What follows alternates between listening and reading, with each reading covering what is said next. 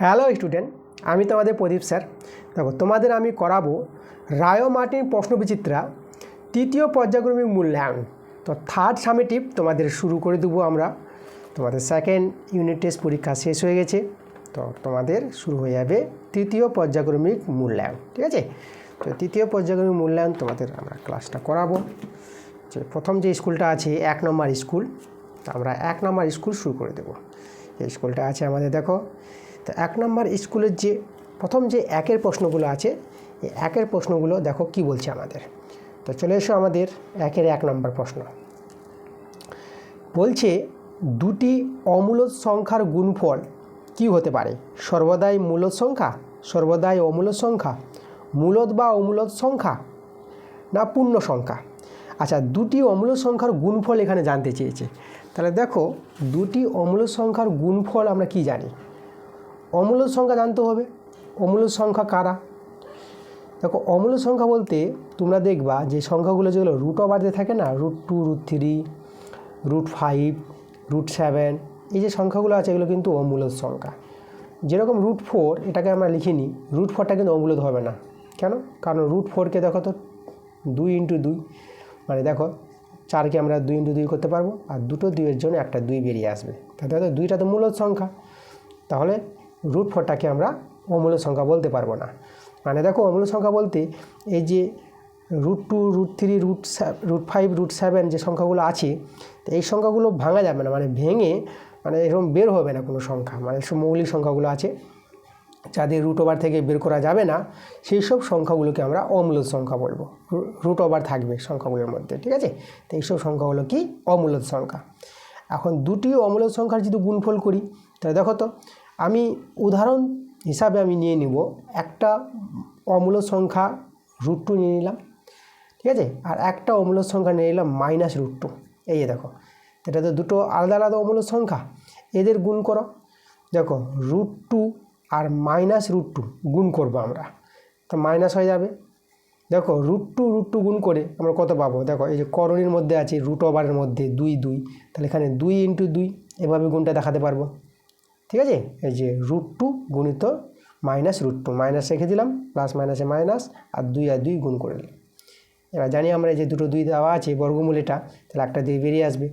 তাই যে দেখো তো, দুটো যে অমূলদ সংখ্যা নেওয়া হলো √2 আর -√2, এদের গুণফলটা আমরা কি পেয়ে গেলাম? এদের গুণফলটা একটা মূলদ সংখ্যা পেয়ে গেলাম। এটা তো একটা মূলদ সংখ্যা, ঠিক আছে? তাহলে এখানে মূলদ সংখ্যা পাওয়া যাচ্ছে। তারপরে এবার দেখো, আমি আরেকভাবে দেখাচ্ছি এটা। আমি একটা অন্য উদাহরণ নিয়ে নিচ্ছি, √2 আর একটা নিলাম √3, ঠিক আছে? এই যে √2, √3 অমূলদ সংখ্যা, এদের যদি গুণ করো, যেটা পেয়ে যাবো কত? 2, 3, 6, মানে √6 পেয়ে যাবো। তো √6ও কিন্তু আমাদের এখানে অমূলদ সংখ্যা, তাই না? √2 অমূলদ সংখ্যা, √3 অমূলদ সংখ্যা, আর √6 এটাও অমূলদ সংখ্যা। তাহলে দুটি অমূলদ সংখ্যার গুণফল মূলদ সংখ্যা পাওয়া যাচ্ছে এবং অমূলদ সংখ্যাও পাওয়া যাচ্ছে। তাহলে আমাদের অ্যান্সারে কী দাঁড়াবে?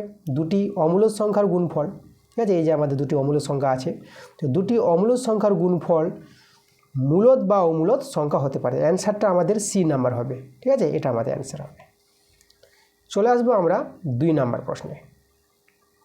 দেখো, 2 নম্বর প্রশ্নটা বলেছি, একটা সূচকের অঙ্ক দেওয়া আছে আমাদের, এটা 4⁴x = 8⁻³ হলে x এর মান বের করতে বলেছে। খুবই সহজ অঙ্ক, দেখো আমরা সহজভাবে এই অঙ্কটা আমরা করে নিতে পারবো। এখানে দেখো, এই যে 4 আছে না, তো এটাকে আমরা 4কে 2 এর স্কোয়ার করে দিলাম, বাইরে কিন্তু x আছে পাওয়ার, এই যে 4টাকে 2 এর স্কোয়ার লিখতে পারবো। আর 8টাকে আমরা, এখানে 8 লিখবো না, 8টাকে আমরা 2 এর কিউব লিখে দিলাম, ঠিক আছে? এই যে 8 আছে, 8এর জায়গায় কত লিখলাম? 2 এর কিউব। বাইরে পাওয়ার আবার কে আছে? বাইরে আবার পাওয়ার 3 আছে।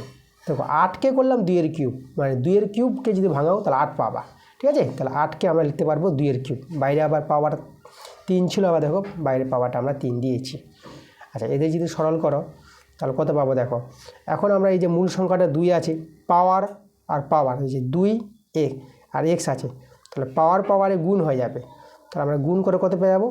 2x পেয়ে যাবো। একইভাবে এখানে মূল সংখ্যা 2 রেখে এই যে পাওয়ারগুলো আছে না, গুণ করে নিবা। 3 আর 3 গুণ কত হবে? 9 হয়ে যাবে। এইভাবে কিন্তু আমরা করতে পারবো। আচ্ছা, এখানে দেখো, এখানে আমরা কি করতে পারবো? মূল সংখ্যা সমান হয়ে গেছে, তাহলে অতএব মূল সংখ্যা সমান হলে সূচকের নিয়মে পাওয়ার আমরা সমান করতে পারবো। তাহলে এখানে 2x সমান 9 হয়ে যাবে আমাদের। তাহলে এক্সের মানটা কত পেয়ে যাবো, এক্স সমান 9/2 পেয়ে যাবো। তাহলে 9/2 আমাদের অ্যান্সার। দেখো আমাদের অ্যান্সারটা মিলছে, দেখো সি নাম্বার অ্যান্সার মিলছে। এর পরের অঙ্কে চলে যাবো আমরা। পরের যে অঙ্কটা আছে 3 নম্বর অঙ্কটা, 2 নম্বর করে ফেললাম, 3 নম্বর। 3 নম্বরে কী বলেছে দেখো, বলেছি যদি ক্রয় মূল্যের 15% বিক্রয় মূল্যের 25% এর সমান হয়, তাহলে আমাদের এখানে যে অপশানগুলো কোনটা হবে সেটা আমাদের বের করতে বলেছে। আচ্ছা, তাহলে চলো দেখি, এখানে লাভের কথা বলেছে, ক্ষতির কথা বলেছে। লাভও হতে পারে, ক্ষতি হতে পারে। তাহলে আমরা লাভ ক্ষতি জানবো কী করে? যখন আমরা ক্রয় মূল্য বিক্রয় মূল্য পাবো তখনই লাভ ক্ষতি আমরা বলতে পারবো। ঠিক আছে, যদি ক্রয় মূল্যটা বিক্রয় মূল্যের চেয়ে ছোট হয় তখনই হবে লাভ, আর ক্রয় মূল্যটা বিক্রয় মূল্যের চেয়ে যদি বড় হয়ে যায় তখন হবে ক্ষতি। তাই তো, এটা আমরা জানি লাভ ক্ষতিতে। আচ্ছা, যেরকম তোমাদের উদাহরণ বলি, যে একটা কলম তুমি 5 টাকায় কিনে তুমি 6 টাকায় বিক্রি করলা, তাই না? 5 টাকায় কিনেছো, কেনাটা হচ্ছে ক্রয় মূল্য, আর বিক্রি করলা 6 টাকায়, তাহলে এটা হচ্ছে বিক্রয় মূল্য। তাহলে লাভ কী করে হবে? বিক্রয় মূল্য থেকে ক্রয় মূল্য বাদ, লাভ হয়ে যাবে 1 টাকা, এটা আমাদের লাভ। এবার এরকম হতে পারে যে 5 টাকায় কলমটি কিনেছো, তুমি 3 টাকায় বিক্রি করলা, বিক্রয় মূল্যটা ছোট হয়ে গেল, ক্রয় মূল্য বড় হয়ে গেল, তখন আমাদের কিন্তু ক্ষতি হয়ে যাবে।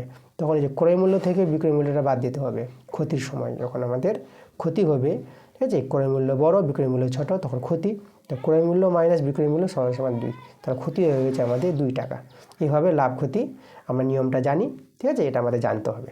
তো চলো দেখি ক্রয় মূল্য বিক্রয় মূল্য কী করে পাওয়া যায়। আচ্ছা, এখানে তোমাদের আমি বলে দেবো, দেখো এই যে ক্রয় মূল্যকে আমরা সিপি বলবো। ক্রয় মূল্য কি? সিপি। সি থেকে কস্ট, পি থেকে প্রাইস। কস্ট প্রাইস মানে সিপি, সিপিকে আমরা ক্রয় মূল্য বলে দিলাম।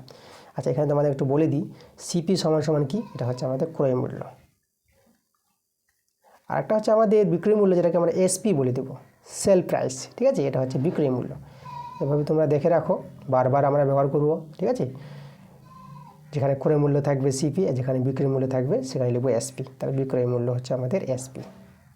এই দুটো নাম মনে রাখবা, সিপি থেকে ক্রয় মূল্য আর এসপি থেকে বিক্রয় মূল্য।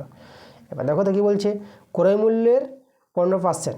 তা ক্রয় মূল্যের বলতে সিপি, এই যে সিপি এর 15% বলতে 15/100, এটা সমান হবে বিক্রয় মূল্যের 25%-এর সঙ্গে। তো বিক্রয় মূল্য হচ্ছে এসপি, এর হচ্ছে 25%, তাই তো? তাহলে 25% বলতে 25/100। এই যে দেখো, তাহলে এবার আমরা এখানে সরলটা করব। আচ্ছা, তাহলে এখানে দেখো 100 আমরা কেটে দিলাম, পাই দিয়ে যদি কাটাকাটি করি, 5 3 15, 5 5 25। তাহলে এই জায়গায় লক্ষ্য করো, আমরা এখানে করলাম CP/SP, এই যে এসপিটাকে নিচে নিয়ে আসলাম। তাহলে এখানে আমরা কী করবো, দেখো এখানে 5 ছিল, 5টা উপরে, 5-এর নিচে যে 3 চলে আসবে। তাহলে দেখো আমাদের এখানে সিপি যেটা হচ্ছে ক্রয় মূল্য হচ্ছে 5, আর এসপি যেটা বিক্রয় মূল্য হচ্ছে 3। তাহলে লক্ষ্য করো তো এখান থেকে কী বুঝতে পারছি, ক্রয় মূল্যটা বড় বিক্রয় মূল্যটা ছোট। তাহলে কি হয়েছে, এখানে ক্ষতি হয়েছে। বিক্রয় মূল্যের চেয়ে ক্রয় মূল্য যদি বড় হয়ে যায় তাহলে আমাদের ক্ষতি হবে। কত ক্ষতি হবে? দেখো ক্ষতি আমাদের হয়েছে, আমরা যদি বলি ক্ষতি, তাহলে ক্ষতি সমান হবে এই যে ক্রয় মূল্য মাইনাস বিক্রয় মূল্য। ক্রয় মূল্যটা 5 আর বিক্রয় মূল্য হচ্ছে 3, তাহলে ক্ষতি কত হয়ে গেছে? 2 হয়ে গেছে ক্ষতি। ঠিক আছে, এবার আমাদের শতকরা ক্ষতি, এই যে দেখো অপশানগুলোতে শতকরা চিহ্ন আছে। তাহলে শতকরা ক্ষতিটা পাওয়ার জন্য আমরা কীভাবে করব, দেখো শতকরা ক্ষতি এভাবে পাবা। দেখো ক্ষতি কত হয়েছে? 2, আর ক্ষতিটা কি থেকে হয়? ক্ষতি হবে ক্রয় মূল্যের উপর, জিনিসটা কিনবে তারপরে তো লাভ বা ক্ষতি হতে পারে, তো ক্রয় মূল্যের উপর ক্ষতি বা লাভ হয়। তাহলে এখানে দেখো ক্ষতি বাই ক্রয় মূল্য, এই যে ক্রয় মূল্য হচ্ছে 5, ঠিক আছে, 5 টাকা আমরা ধরে নিলাম, যে ক্ষতি বাই ক্রয় মূল্য ইন্টু 100, এটাকে বলা হয় শতকরা ক্ষতি। ঠিক আছে, তাহলে এভাবে শতকরা ক্ষতি আমরা বের করতে পারবো। চলো এটা যে কাটাকাটি করি, 5 দিয়ে 10 0, তাহলে এখানে 20 আর 2 গুণ করে আমরা কত পেয়ে গেলাম? 40%। তাহলে 40% ক্ষতি হয়েছে, শতকরা ক্ষতি হয়েছে কত? 40%। তো দেখো 40% ক্ষতিটা কোথায় আছে আমাদের অপশানে? এই যে সি নাম্বার অপশানে আছে, দেখো 40% ক্ষতি হবে, অ্যান্সার সি নাম্বার। পরে আমরা চলে যাব 4 নাম্বার প্রশ্নে। দেখো 4 নাম্বার প্রশ্নটা কী বলছে, আমাদের এখানে বলেছি এক্সটা ওয়াইয়ের চেয়ে বড়ো বলেছে, এক্স গ্রেটার দেন ওয়াই, মানে এক্সটা বড়ো ওয়াইয়ের চেয়ে, আর জেড লেস দেন 0। তো জেডটা বলছে 0-র চেয়ে ছোটো, মানে 0-এর চেয়ে ছোটো জেডটা। তাই এইভাবে যদি সম্পর্কগুলো থাকে, এই সম্পর্ক থেকে আমাদের এই যে সম্পর্কগুলো দেওয়া আছে এক্স ওয়াই জেডের মধ্যে যে সম্পর্কগুলো, এটা কোনটা হবে সেটা আমাদের মিলাতে বলেছে। তাহলে দেখো তো আমরা কি করব, ধরো আমি এখানে এক্সের মানটা নিয়ে নিলাম 3 আর ওয়াইয়ের মানটা আমরা নিয়ে নিলাম 2, তাই না? কারণ কেন নিলাম দেখো তো, এক্সটা ওয়াইয়ের চেয়ে বড়ো হবে, ওয়াই মানে ছোটো, এক্স বড়ো, তাহলে আমরা ওয়াইকে ছোটো নিলাম, এক্সটাকে বড়ো নিলাম। আর জেড হচ্ছে 0-র চেয়ে ছোটো, তাহলে আমরা দেখো এখানে জেডের মানটা 0-র চেয়ে ছোটো মানে -1 নিতে পারবো, তো জেডের মানটা নিয়ে নিলাম -1। এখন দেখো তো আমরা যদি করি, দেখো এখানে এক্স জেড ওয়াই জেডগুলো দেখতে পাচ্ছি, তাহলে এক্স জেড আর ওয়াই জেড বের করে দেখে নিই কী হচ্ছে, তখনই বুঝতে পারবো কোনটা অপশান হবে আমাদের। আচ্ছা এক্স জেড যদি করি আমরা এক্স জেড, তাহলে এক্স আর জেডের গুণফল মানে 3 গুণিত -1, তাহলে গুণ করে কত পেয়ে যাবে, এটা -3। তারপরে হচ্ছে ওয়াই জেড, তাহলে ওয়াই জেড দেখতে পাচ্ছি অপশানগুলোতে, তাহলে আমরা যদি ওয়াই জেড করি তাহলে ওয়াই হচ্ছে 2 আর জেড হচ্ছে -1, তাহলে গুণ করে হবে -2। দেখো এক্স জেডের মান পেয়ে গেছি, ওয়াই জেডের মান পেয়ে গেছি, এবার কিন্তু আমরা বলতে পারবো এই দুটো মান দেখি কোনটা অপশান হতে পারে। তাহলে এখানে দেখো এই যে মানটা আছে -3 আর -2, দেখো তোমাদের এখানে জানতে হবে একটা জিনিস ভালো করে, যে -3টা, ঠিক আছে, -3টা কিন্তু ছোট হয় কার চেয়ে, -2-এর চেয়ে, -2 বড়, -3 ছোট। তোমরা সংখ্যা রেখায় দেখবা, সংখ্যা রেখা তোমরা জেনেছো, ঠিক আছে, আমি একটু সংখ্যা রেখা দেখাই। এখানে যদি দেখো 0 হয় এই জায়গায়, এটা 0, ডান দিকে হয় +1 +2 এভাবে করে যায় +3, আর বাঁ দিকে -1 -2 -3 -4, ঠিক আছে। তাহলে দেখো যত বাঁ দিকে যাবা ততই ছোটো মান, তাহলে এই যে এখানে দেখো -2 -3, তাহলে এই যে বাঁ দিকে -3 আছে ছোট, আর ডান দিকে -2 আছে বড়, ডান দিকের মানগুলো বড় আর বাঁ দিকের মানগুলো ছোট। তাহলে এখানে দেখো -2টা কিন্তু দেখো ডান দিকে আছে -3-র চেয়ে, তাহলে -2 বড়, -3 ছোট। তাহলে দেখো তো এভাবে যদি হয়, তাহলে এখান থেকে তো আমরা মানটা বলতে পারবো, এই যে -3 কত, -3 আমরা পেয়েছি এক্স জেড লেস দেন, আর -2 কত, ওয়াই জেড, তো x z less than y z, এই যে মান বসিয়ে দিলাম, -3-এর মান, -3 মান এক্স জেড, আর -2 এর মান ওয়াই জেড, দেখো বসিয়ে দিলাম। বসিয়ে দিয়ে আমরা বুঝতে পারছি দেখো সি নাম্বার অপশানটা মিলছে, তাহলে অ্যান্সার আমাদের সি নাম্বার। এরপরে চলে যাবো আমরা 5 নম্বর প্রশ্নে। দেখো 5-এর প্রশ্নটা কি বলছে আমাদের, এখানে বলছে 3টি বিন্দু দেওয়া আছে, এই 3টি বিন্দু যোগ করে যে ত্রিভুজটি উৎপন্ন হবে সেটি কোন ধরনের ত্রিভুজ হবে সেটা আমাদের কিন্তু জানতে চেয়েছে।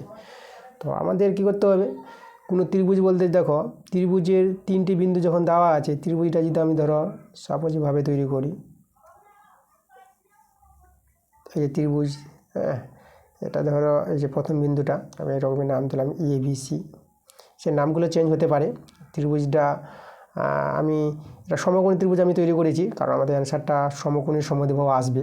কী করে আসছে দেখো, তো আর যে বিন্দুটা, এটা বিন্দুকে আমরা নিয়ে নিলাম এই যে 3,0, ঠিক আছে, মানে এই বিন্দুটাকে এখানে লিখলাম, দেখো এই বিন্দুটা নিলাম 3,0 আর বি বিন্দুটাকে আমরা ধরে নিলাম -3,0 আর সি বিন্দুটা হচ্ছে 0,3, আমাদের 3টা বিন্দু আছে। এখন ত্রিভুজটা কোন ধরনের ত্রিভুজ আছে, বাহুগুলোর দৈর্ঘ্য দেখে বলতে পারবো, তাই তো। তো দেখো বাহুগুলো আমাদের বের করতে হবে, AB BC আর AC।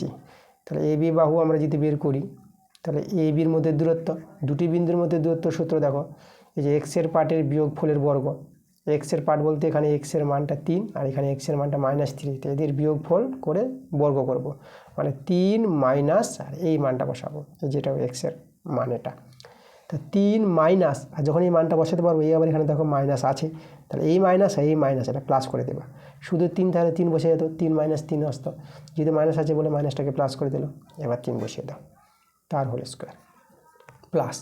এবার ওয়াইয়ের পার্টের বিয়োগফল, মানে ওয়াইগুলো, এই যে ওয়াই আছে না, এখানে ওয়াই তো 0 দুটোই, তাহলে এখানে 0 বসালো কি না বসালো কি, তো এখানে আবার সরল করো, তাহলে এখানে সরল করে পেয়ে যাবো, দেখো 3 আর 3 যোগ করে 6 স্কোয়ার, আর 6কে আমরা 6 × 6 করে দেখো আমরা কত বের করে দেবো, আমরা 6 বের করে নিলাম।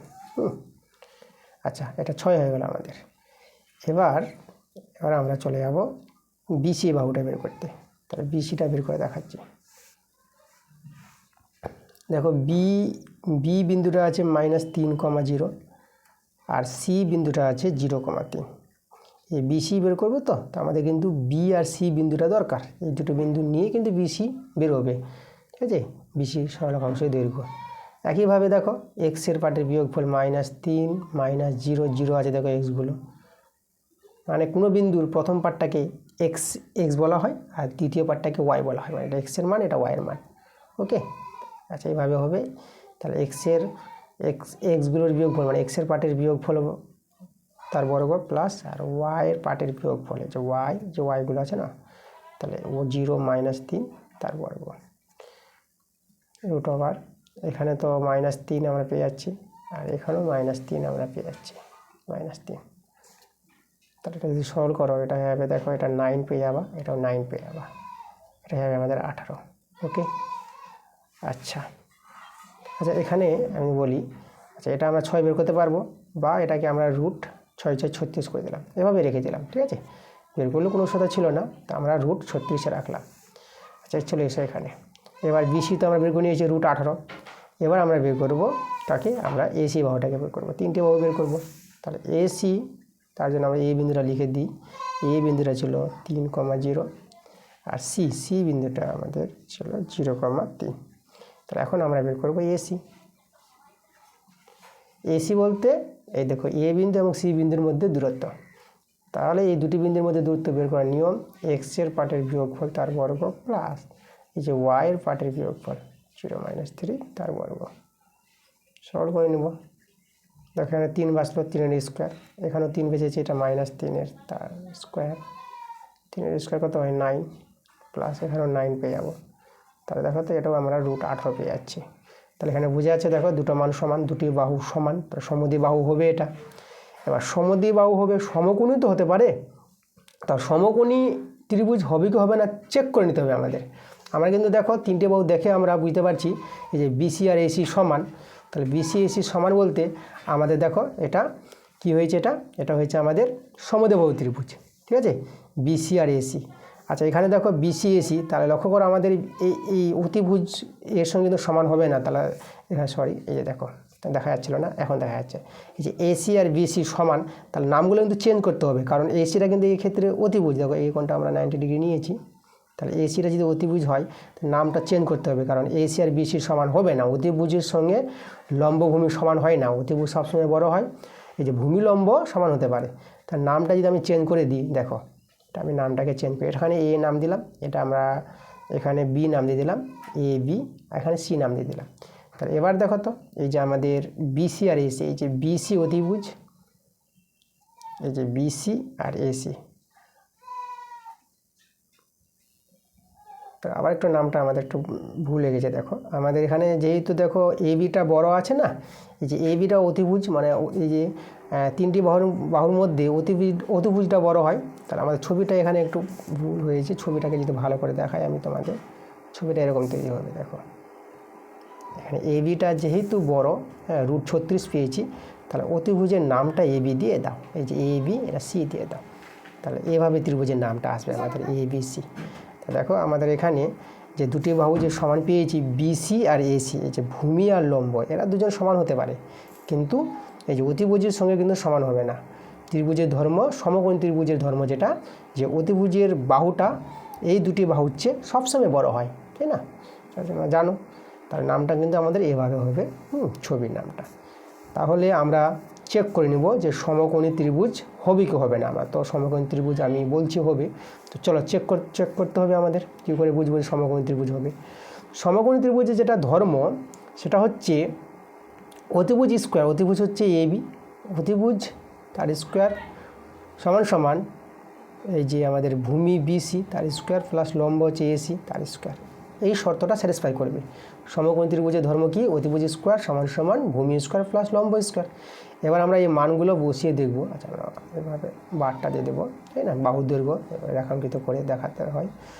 তো এবার আমরা মানগুলো বসাবো, বাহুগুলির মানগুলো বসিয়ে যদি দুই দিকে সমান হয়ে যায় তাহলে আমাদের ত্রিভুজটা সমকোণী ত্রিভুজ আছে, ঠিক আছে। আর সমান যদি না হয় তাহলে ত্রিভুজটা সমকোণী হবে না, ঠিক আছে। তো চলো মান বসাই আমরা। এ বির মান আছে আমাদের রুট 36 তার হোল স্কোয়ার, আর বিসির মান পেয়েছি রুট 18 তার হোল স্কোয়ার, আর এসির মানও পেয়েছি রুট 18 তার হোল স্কোয়ার। আচ্ছা দেখো এই যে রুট ওভার তার হোল স্কোয়ার, স্কোয়ার জন্য রুটগুলো উঠে যায়, এটা মনে রাখবা তোমরা, ওকে। আর এখানেও আমাদের দেখো রুটটা উঠে যাবে 18 আর 18, তাহলে আমাদের এটা 36, আর এদিকে 18টা যোগ করে কত পেয়ে যাবে? 36 পেয়ে যাবো। দেখো দুই দিকের সমান চলে আসলো। তাহলে এই যে আমাদের চেক হয়ে গেছি, তাই না? অতিভুজ স্কোয়ার সমান ভূমি স্কোয়ার প্লাস লম্ব স্কোয়ার আমরা পেয়ে যাচ্ছি। তাহলে ত্রিভুজটা কিন্তু কী আছে? সমকোণী ত্রিভুজ আছে। সমকোণী ত্রিভুজ এবং দুটো বাহু সমান, তার জন্য আমরা বলবো যে সমকোণী সমদ্বিবাহু ত্রিভুজ।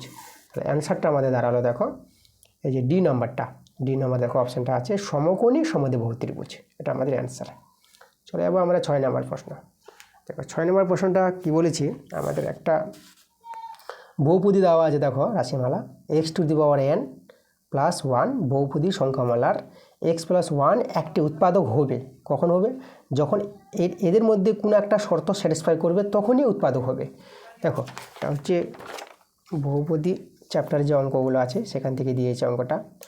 তাহলে দেখো আমরা প্রথমে এই যে আছে না, আচ্ছা দুটো আছে এখানে বহুপদী রাশি।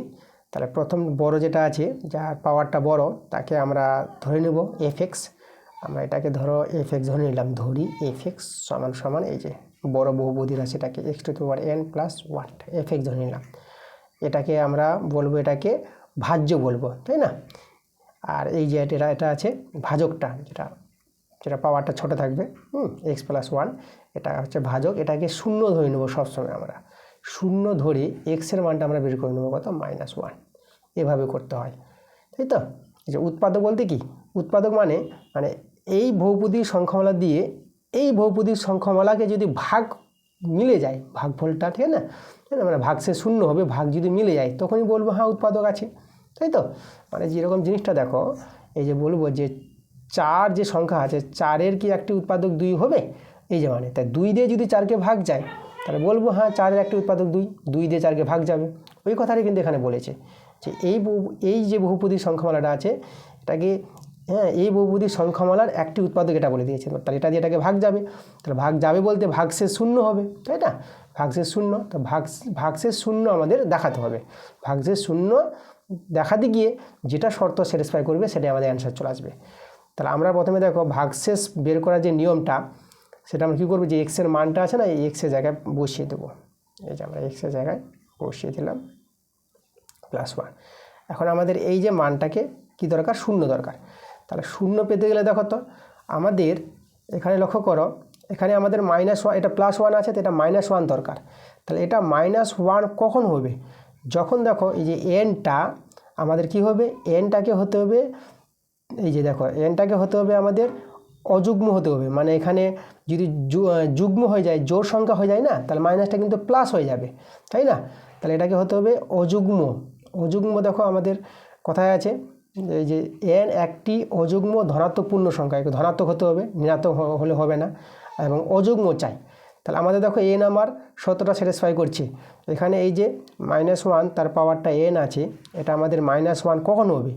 যখন এনটা হবে, এন একটি অযুগ্ম ধনাত্মক পূর্ণ সংখ্যা হবে, তখনই কিন্তু এখানে আমরা এই যে -1 বসাতে পারবো। এটা যদি যুগ্ম হয়ে যেত, ঠিক আছে, যুগ্ম, দেখো যুগ্ম আর অযুগ্ম কি? মানে অযুগ্ম হচ্ছে বিজোড় সংখ্যা হলো, আর যুগ্ম হচ্ছে জোড় সংখ্যাগুলো।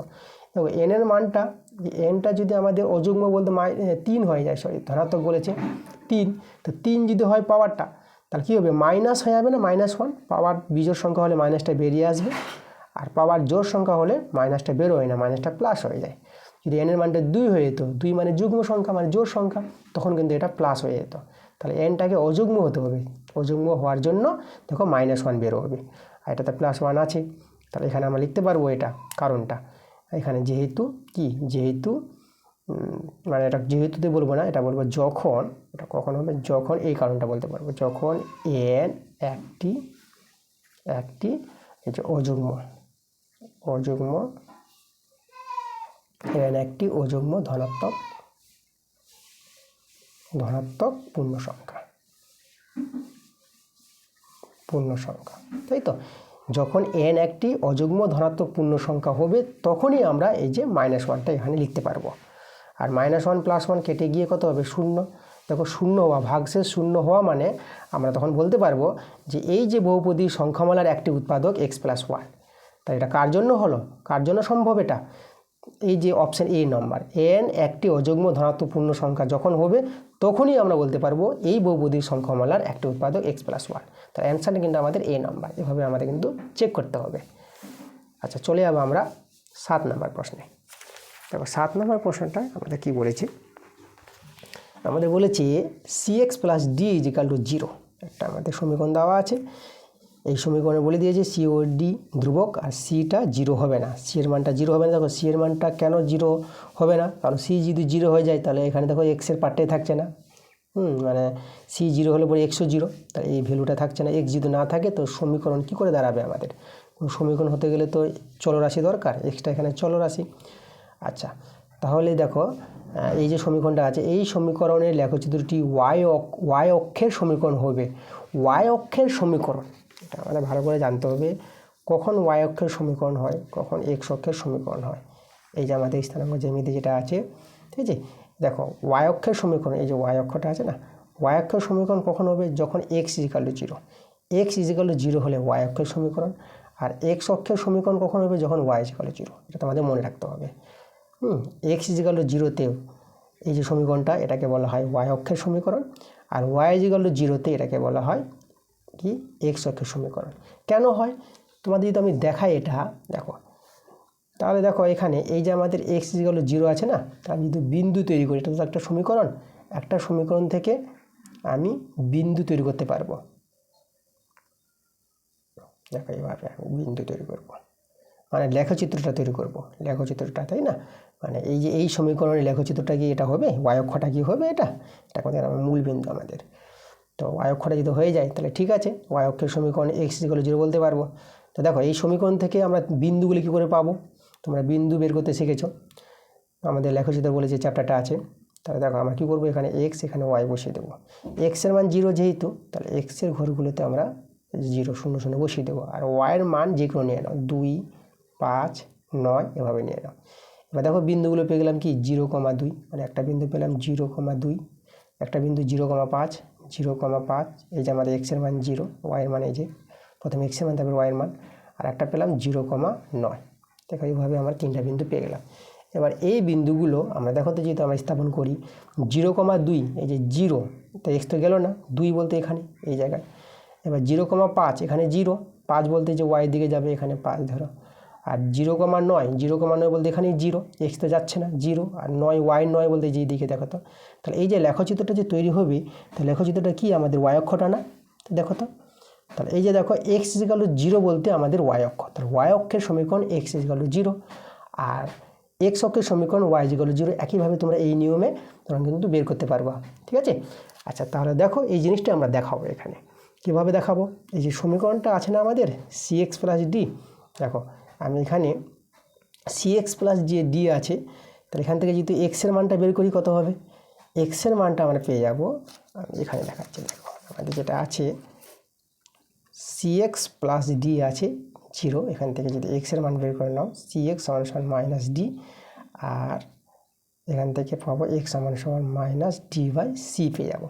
তাহলে আমাদের বলেছে, কি বলেছে প্রশ্নে, যে লেখচিত্রটি ওয়াই অক্ষের সমীকরণ হবে। ওয়াই অক্ষের সমীকরণ হতে গেলে x = 0 হওয়া দরকার।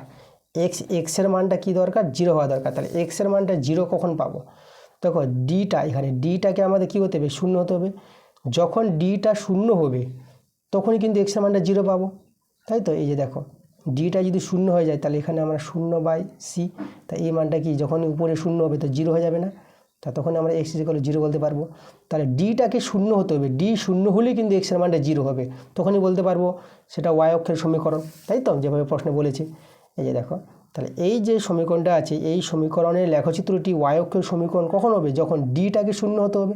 তাহলে আমাদের এ নাম্বার অ্যান্সারটা হবে। চলে যাবো আমরা কত নম্বরে? 8 নম্বর প্রশ্নে চলে যাবো আমরা। দেখো 8-এর প্রশ্নটা বলছে 3, বিন্দুর, মানে এই বিন্দু সাপেক্ষে 5, বিন্দুর প্রতিবিম্ব বিন্দুর স্থানাঙ্ক বের করতে বলেছে। খুবই ভালো প্রশ্ন, ঠিক আছে?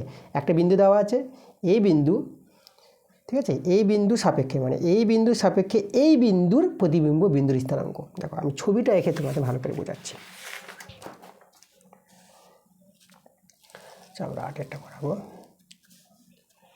দেখো আমাদের ছবিটা বলতে আমরা তৈরি করব আমরা স্থানাঙ্ক জ্যামিতিটা। দেখো x অক্ষ y অক্ষ, তাহলে এই যে আমাদের দেখো আমি x অক্ষ y অক্ষ তৈরি করলাম। এটা হচ্ছে y অক্ষ, এটা হচ্ছে আমাদের x অক্ষ। তাহলে এখানে বিন্দু দুটি দেখো, যে বিন্দু দেওয়া আছে 3,-2। তাহলে ধরো এইভাবে আমাদের বিন্দুটা আছে, ধরো এই জায়গায় একটা বিন্দু আছে, আমি ধরে নিলাম যে এই জায়গায় একটা বিন্দু আছে, এই জায়গায় একটা বিন্দু আছে, আর একটা বিন্দু আছে এই জায়গায় একটা বিন্দু আছে। কোন জায়গায় আছে? এই জায়গায় বিন্দুটা আছে, এই যে দেখো। তাহলে এই বিন্দুটাকে এটাকে আমরা বিন্দু দিয়ে দিলাম এ নাম, এ বিন্দু। এই বিন্দুটা আছে 3,-2, আর এটাকে আমরা বি বিন্দু দিয়ে দিলাম। বি বিন্দুটা কত আছে? বি বিন্দুটা আছে আমাদের 5,-3, ঠিক আছে। এবার এই যে বলেছে দেখো এই বিন্দুর সাপেক্ষে প্রতিবিম্ব বিন্দু। দেখো এই বিন্দুটা এই বিন্দুর সাপেক্ষে প্রতিবিম্ব বিন্দুর যে স্থানাঙ্ক বের করতে বলেছে, মানে এইভাবে যদি আমরা তৈরি করি, দেখো আমি এই দুটোকে যোগ করে দিলাম, সরলরেখাংশ তৈরি করছি, আর এখানে একটা বিন্দু পেয়ে যাব, এই যে একটা বিন্দু পেয়ে গেলাম, ঠিক আছে। এটা মধ্যে থাকবে এটা। এই বিন্দুটাকে আমরা নাম দিয়ে দিলাম কি? এটাকে আমরা সি নাম দিয়ে দিলাম, সি বিন্দু। সি বিন্দুটাকে আমরা এইচকে ধরে নিলাম, এইচকে। এই এইচের মান কের মান, মানে সি বিন্দুটা আমাদের বের করতে বলেছে। সি বিন্দুর স্থানাঙ্ক হচ্ছে এ বিন্দু বি বিন্দু, মানে এ বিন্দু বি বিন্দুর সাপেক্ষে প্রতিবিম্ব বিন্দুর স্থানাঙ্ক, যেটা সি বিন্দুটা আছে তার স্থানাঙ্ক বের করতে বলেছে, যেটাকে আমরা এইচকে ধরেছি। তার এইচের মান আর কের মান যদি পেয়ে যাই, তাহলে এই যে বিন্দু স্থানাঙ্ক মানে বি বিন্দুর প্রতিবিম্ব বিন্দুটা পেয়ে যাব। মানে এ বিন্দু সাপেক্ষে বি বিন্দুর প্রতিবিম্ব বিন্দু, যে এটা সি বিন্দুটা, তার স্থানাঙ্ক চেয়েছে। এভাবে কিন্তু প্রশ্নটা বলেছে। প্রশ্ন কিন্তু বুঝতে হবে ভালো করে। প্রশ্ন যদি বুঝতে পারো তাহলে অঙ্ক করতে কিন্তু দেরি হবে না। তাহলে এখানে বিন্দুটা পাবো কী করে? দেখো এই বিন্দুটা, দেখো এইভাবে প্রশ্নে এই বিন্দুর প্রতিবিম্ব বিন্দু এটা হয়। এটা কখন হবে? যখন এই দুটো বিন্দুর মধ্যে মানে বি সি এর মধ্যবিন্দু এ হবে, তখনই বলতে পারবো এই বিন্দুর প্রতিবিম্ব বিন্দুটা সি, মানে বি বিন্দুর প্রতিবিম্ব বিন্দুটা হবে সি বিন্দু। ওকে, তাহলে এটা কিন্তু বিসি এর মধ্যবিন্দু আছে। বি বিন্দু আর সি বিন্দুর মধ্যবিন্দু কে আছে? এ আছে। তাহলে আমরা এখন সেটাই করব। মধ্যবিন্দুর স্থানাঙ্ক বের করার নিয়ম আমরা শিখেছি, তাই তো? আচ্ছা দেখো, তাহলে আমরা এখানে এই যে বি বিন্দু আছে। আচ্ছা প্রথমে বি বিন্দুটা নিলাম। বি বিন্দুটা আছে 5,-3, আর সি বিন্দুটা আছে কত? এইচ, কে, ঠিক আছে। এই যে দুটি বিন্দু আছে, এই দুটি বিন্দুর মধ্যবিন্দুর স্থানাঙ্ক, এই যে এত বিন্দু এর মধ্যবিন্দুর স্থানাঙ্ক, ঠিক আছে। মধ্য বিন্দুর স্থানাঙ্ক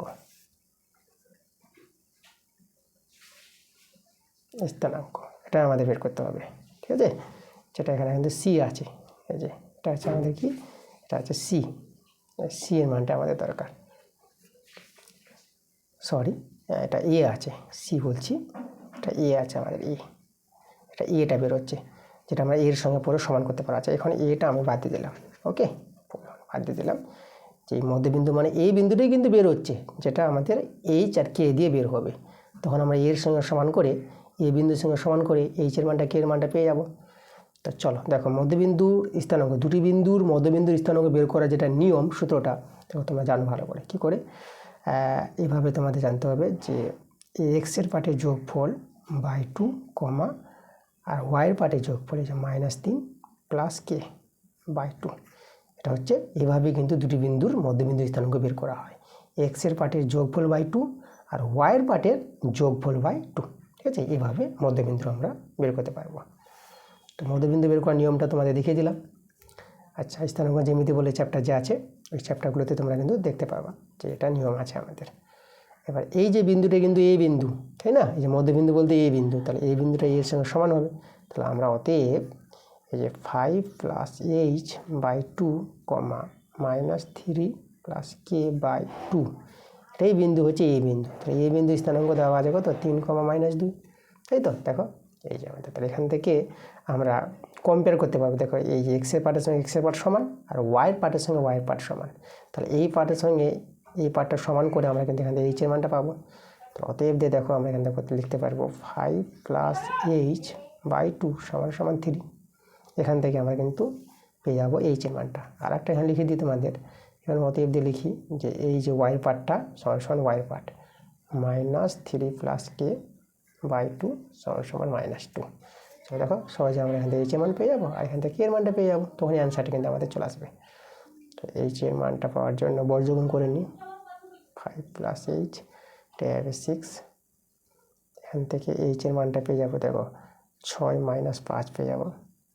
তাহলে এই সমান সমান হয়ে যাবে, এটা কত, এটা 1 হয়ে যাবে।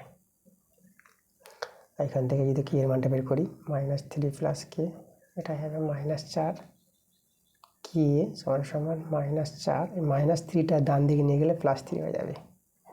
তাহলে কে সমান সমান পেয়ে যাবে এটা -1। তাহলে আমাদের দেখো এই যে অ্যান্সার যেটা আমরা পেয়ে গেলাম, অ্যান্সারটা যেটা ছিল এইচ কমা কে সেটা হলো 1, -1, ঠিক না? যেটা বলেছিল প্রশ্ন, দেখো কি বলেছে প্রশ্নে, যে এই বিন্দুর সাপেক্ষে এই বিন্দুর প্রতিবিম্ব বিন্দু স্থানাঙ্ক 1, -1 আমরা বের করলাম, অ্যান্সারটা এ নাম্বার। আচ্ছা, এবার চলে যাবো আমরা 9 নম্বর প্রশ্ন। তবে 9 নম্বর প্রশ্নটা আমাদের বলেছে এবিসিডি সামন্ত্রিকের বিসি বাহুর মধ্যবিন্দু ই ডিই এবং বর্ধিত এবি এফ বিন্দুতে মিলিত হয়, এফ এর দৈর্ঘ্য বের করতে বলেছে। আচ্ছা, ছবিটা তৈরি করে ভালো করে প্রশ্নটা বুঝবো। দেখো আমাদের প্রথমে এখানে সামন্ত্রিকের কথা বলেছে, তো আমরা সামন্ত্রিক তৈরি করব আগে। দেখো আমাদের সামন্ত্রিক আমি এভাবে তৈরি করে দিলাম, এই যে আমাদের একটা সামন্ত্রিক, সামন্ত্রিকের নাম আমি এখানে এ বি সি ডি বলেছি, এ বি সি ডি, ঠিক আছে। এই যে A B C D সামন্ত্রিকের BC বাহুর মধ্যবিন্দু ই বলে দিয়েছে, এই যে বিসি বাহুর মধ্যবিন্দু, এই জায়গায় আমি ই নাম দিয়ে দিলাম, ই। এবার কী বলছে দেখো, মধ্যবিন্দু নিয়ে নিলাম, এবার বলছে দেখো ডিই এবং বর্ধিত, এই যে বলেছে দেখো ডিই, তার ডিই আমাদের যোগ করতে হবে, ডিই এবং বর্ধিত এবি, মানে ডিই যোগ করে বাড়াবো, আর এবি তো আছে যোগ করা, এবিকে বাড়াবো, বাড়ানোর পর যেখানে ছেদ করবে, এই যে কোথায় ছেদ করবে, এফ বিন্দুতে মিলিত হয়। তাহলে দেখো, তাহলে এবিকে যদি আমরা বাড়াই, দেখো এবিটাকে আমরা বাড়াই নিলাম, এই যে এবিটাকে বাড়ালাম, আর এখানে ডি যোগ করে বাড়াবো, এভাবে ডিটা আমরা যোগ করব, যোগ করে আমরা যে বাড়িয়ে দেবো, সোজা করে বাড়িয়ে দেবো, এই জায়গায় ছেদ করেছে দেখো এই বিন্দুটা, এটাই কিন্তু আমাদের এ বিন্দু, ঠিক আছে, এটাকে আমাদের এ বিন্দু, এই জায়গাটা বাদ, ঠিক আছে, এই বিন্দুটা আমরা নেব। আচ্ছা, তাহলে আমাদের বলেছে এএফ, এই যে দেখছো এএফটা, এই এএফ বাহুর দৈর্ঘ্য বের করতে বলেছে। তাহলে দেখো আমরা পেয়ে যাবো কিন্তু এএফ বাহুর দৈর্ঘ্য, সহজে বের করে নিতে পারবো। কীভাবে বের করতে পারবো, এই যে আমাদের দুটো ত্রিভুজ তৈরি হয়েছে, এই যে ত্রিভুজ, এই ত্রিভুজটা মানে এটা হচ্ছে ত্রিভুজ বিএফই, আর এই ত্রিভুজটা ত্রিভুজ ডিসিই, এই দুটো ত্রিভুজকে সর্বসম প্রমাণ দেখাবো, ঠিক আছে। তো চলো, তো আমরা এখানে দুটো ত্রিভুজ তুলে নিচ্ছি আগে। আচ্ছা, আমি এখানে দেখাই এই জায়গায়, তো আমি নিব ত্রিভুজ বিইএফ বলি না, নামটা বিইএফ, ও ত্রিভুজ ডিসিই বলি আমরা, ডিসিই। এই যে দুটো ত্রিভুজ আছে, ত্রিভুজ এত, ত্রিভুজ এত, এই দুটো ত্রিভুজ এর সর্বসম দেখাতে গেলে সেই দুটো ত্রিভুজ থেকে 3টি শর্ত সমান দেখাতে হবে, তাই না, হয় বাহু বাহু সমান বা কোণ কোণ সমান। আচ্ছা, দেখো কী কী সমান পাচ্ছি আমরা দেখো এই যে ইটা মধ্যবিন্দু আছে, তাহলে বি সমান সমান ইসি বলতে পারবো, বিই সমান সমান ইসি, বিটা হচ্ছে এই ত্রিভুজের বাহু, আর ইসিটা হচ্ছে এই ত্রিভুজের বাহু। দেখো দুটো ত্রিভুজ থেকে একটা শর্ত দেখালাম, এটা হচ্ছে কারণটা কি, কারণটা তোমরা পাশে তোমরা বলতে পারবো ইটা হচ্ছে বিসি বাহুর মধ্যবিন্দু। যাই হোক, একটা আমরা দেখালাম। 2 নম্বর দেখো, 2 নম্বর দেখাতে পারবো আমরা, সমান দেখাতে পারবো, দেখো এই যে এটা যে সামুদ্রিক আছে, তাহলে সামুদ্রিকের বিপরীত যে বাহুগুলো আছে, সামুদ্রিকের বিপরীত বাহুগুলো কী হয়, সমান্তরাল হয়, হ্যাঁ, সমান এবং সমান্তরাল। তাহলে এটা হচ্ছে সমান্তরাল বাহু আছে, আর এখানে আমরা ধরে নিলাম এই যে বিসিটা ভেদক, তাহলে যদি ভেদক যদি হয়, তাহলে এই কোণটা আর এই কোণটা কী কোণ, একান্তর কোণ, তাহলে একান্তর কোণ সমান্তরাল সরলরেখা সমান হবে। তা দেখো এই কোণ সমান পেয়ে যাবো আমরা। তাহলে এখানে একান্তর কোণ, এই কোণের নামটা আমরা বলবো ডিসিই সমান সমান, আর এই কোণের নাম আমরা বলবো বিএফ, আচ্ছা ইবিএ বলে দিই, EBF।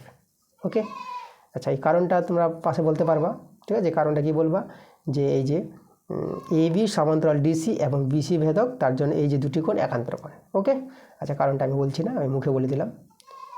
আর এখানে 3 নম্বর যেটা শর্ত, 3 নম্বর শর্ত আমরা কি দেখাতে পারবো, দেখো এই যে দুটো ত্রিভুজ, এই যে কোণ দুটো আছে, এটা যে বিপ্রতীপ কোণ। দেখো এই যে সরলরেখা, এই সরলরেখা একটি বিন্দুতে ছেদ করেছে, তাহলে আমরা কি বিপ্রতীপ কোণ পাবো, এই যে এই জায়গাটা।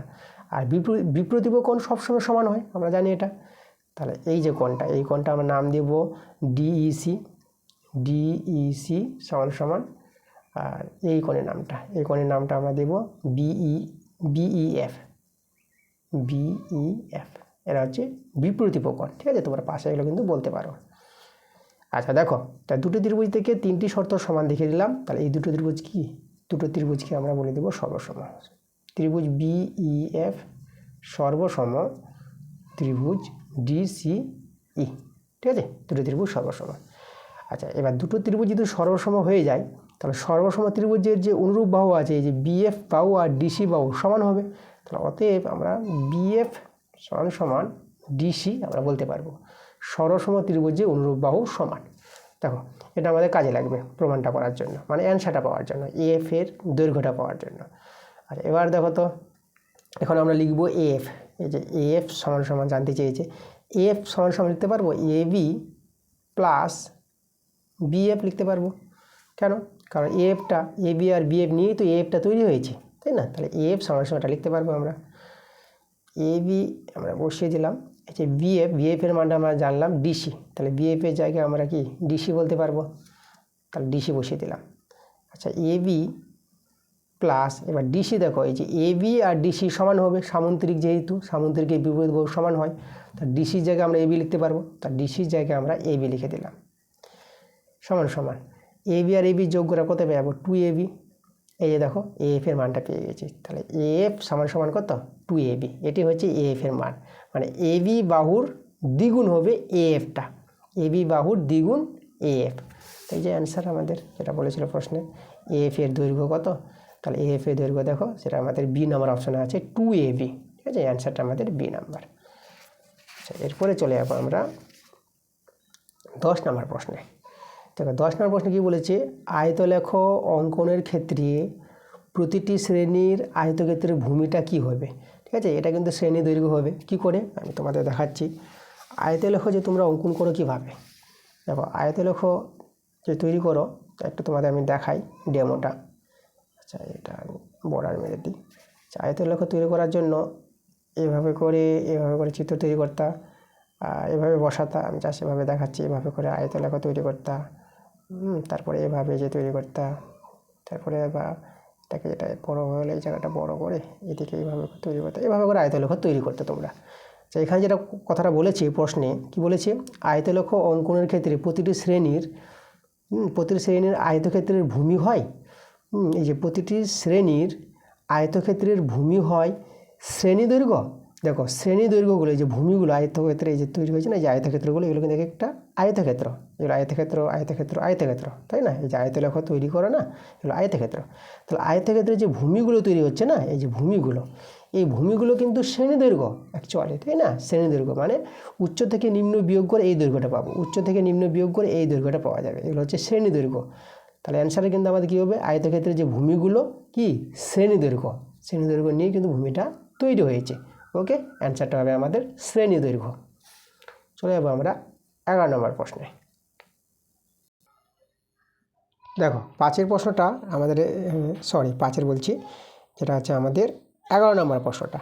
11 নম্বর প্রশ্নটা আছে 5-এর পাওয়ারে আছে 3 log নিদান 5 x এর লগারিদম, এর যে মানটা, এই মানটা আমাদের বের করতে বলেছে কত হবে। আচ্ছা দেখো তো, আমি এখানে টুকছি, আমাদের এখানে দেওয়া আছে 5-এর পাওয়ারে আছে 3 log নিদান 5, এর নিচের দিকে নিদান বলা হয়, আর এই যে এক্সটা আছে এটা আছে লগারিদম, ঠিক আছে? এক্স এর লগারিদম, নিদান 5 এক্স এর লগারিদম, এর মানটা আমাদের জানতে চেয়েছে। তাহলে দেখো এটাকে আমরা এইভাবে লিখতে পারবো, এই যে লগের পাশে 3 আছে না, এভাবে যদি 3টা থাকে তাই এটা লগারিদমের পাওয়ারে নিয়ে যেতে পারবো, এক্সটা হচ্ছে লগারিদম, তাহলে এক্সের পাওয়ারে 3টাকে নিয়ে যেতে পারবো। পাওয়ারে থাকলে এখানে আসে, আর এখানে থাকলে পাওয়ারে যাবে, লগের ধর্ম। তাহলে এখানে আমরা লিখতে পারবো এই যে 5 এর পাওয়ারের লগ, লগ হচ্ছে LOG, ঠিক আছে, এটা ছোটো হাতে এল আছে, হ্যাঁ, LOG লগ, লগ নিধান হচ্ছে 5, যে নিধান বলতে 5টা একটু নিচের দিকে থাকবে, আর লগারিদম যেটা x, এটাকে লগারিদম বলা হয়, x এর লগারিদম, লগ নিধান 5 এর সাপেক্ষে x এর লগারিদম। আচ্ছা, এটা যে 3টা এখানে ছিল না, 3টা এখানে লিখে নিই, এবার এই 3টাকে আমি x এর পাওয়ারে নিয়ে চলে আসবো এইভাবে, পাওয়ারে থাকলে এখানে আসবে আর এখানে থাকলে পাওয়ারে যাবে, এটা হচ্ছে লগের সূত্র নিয়ম অনুসারে।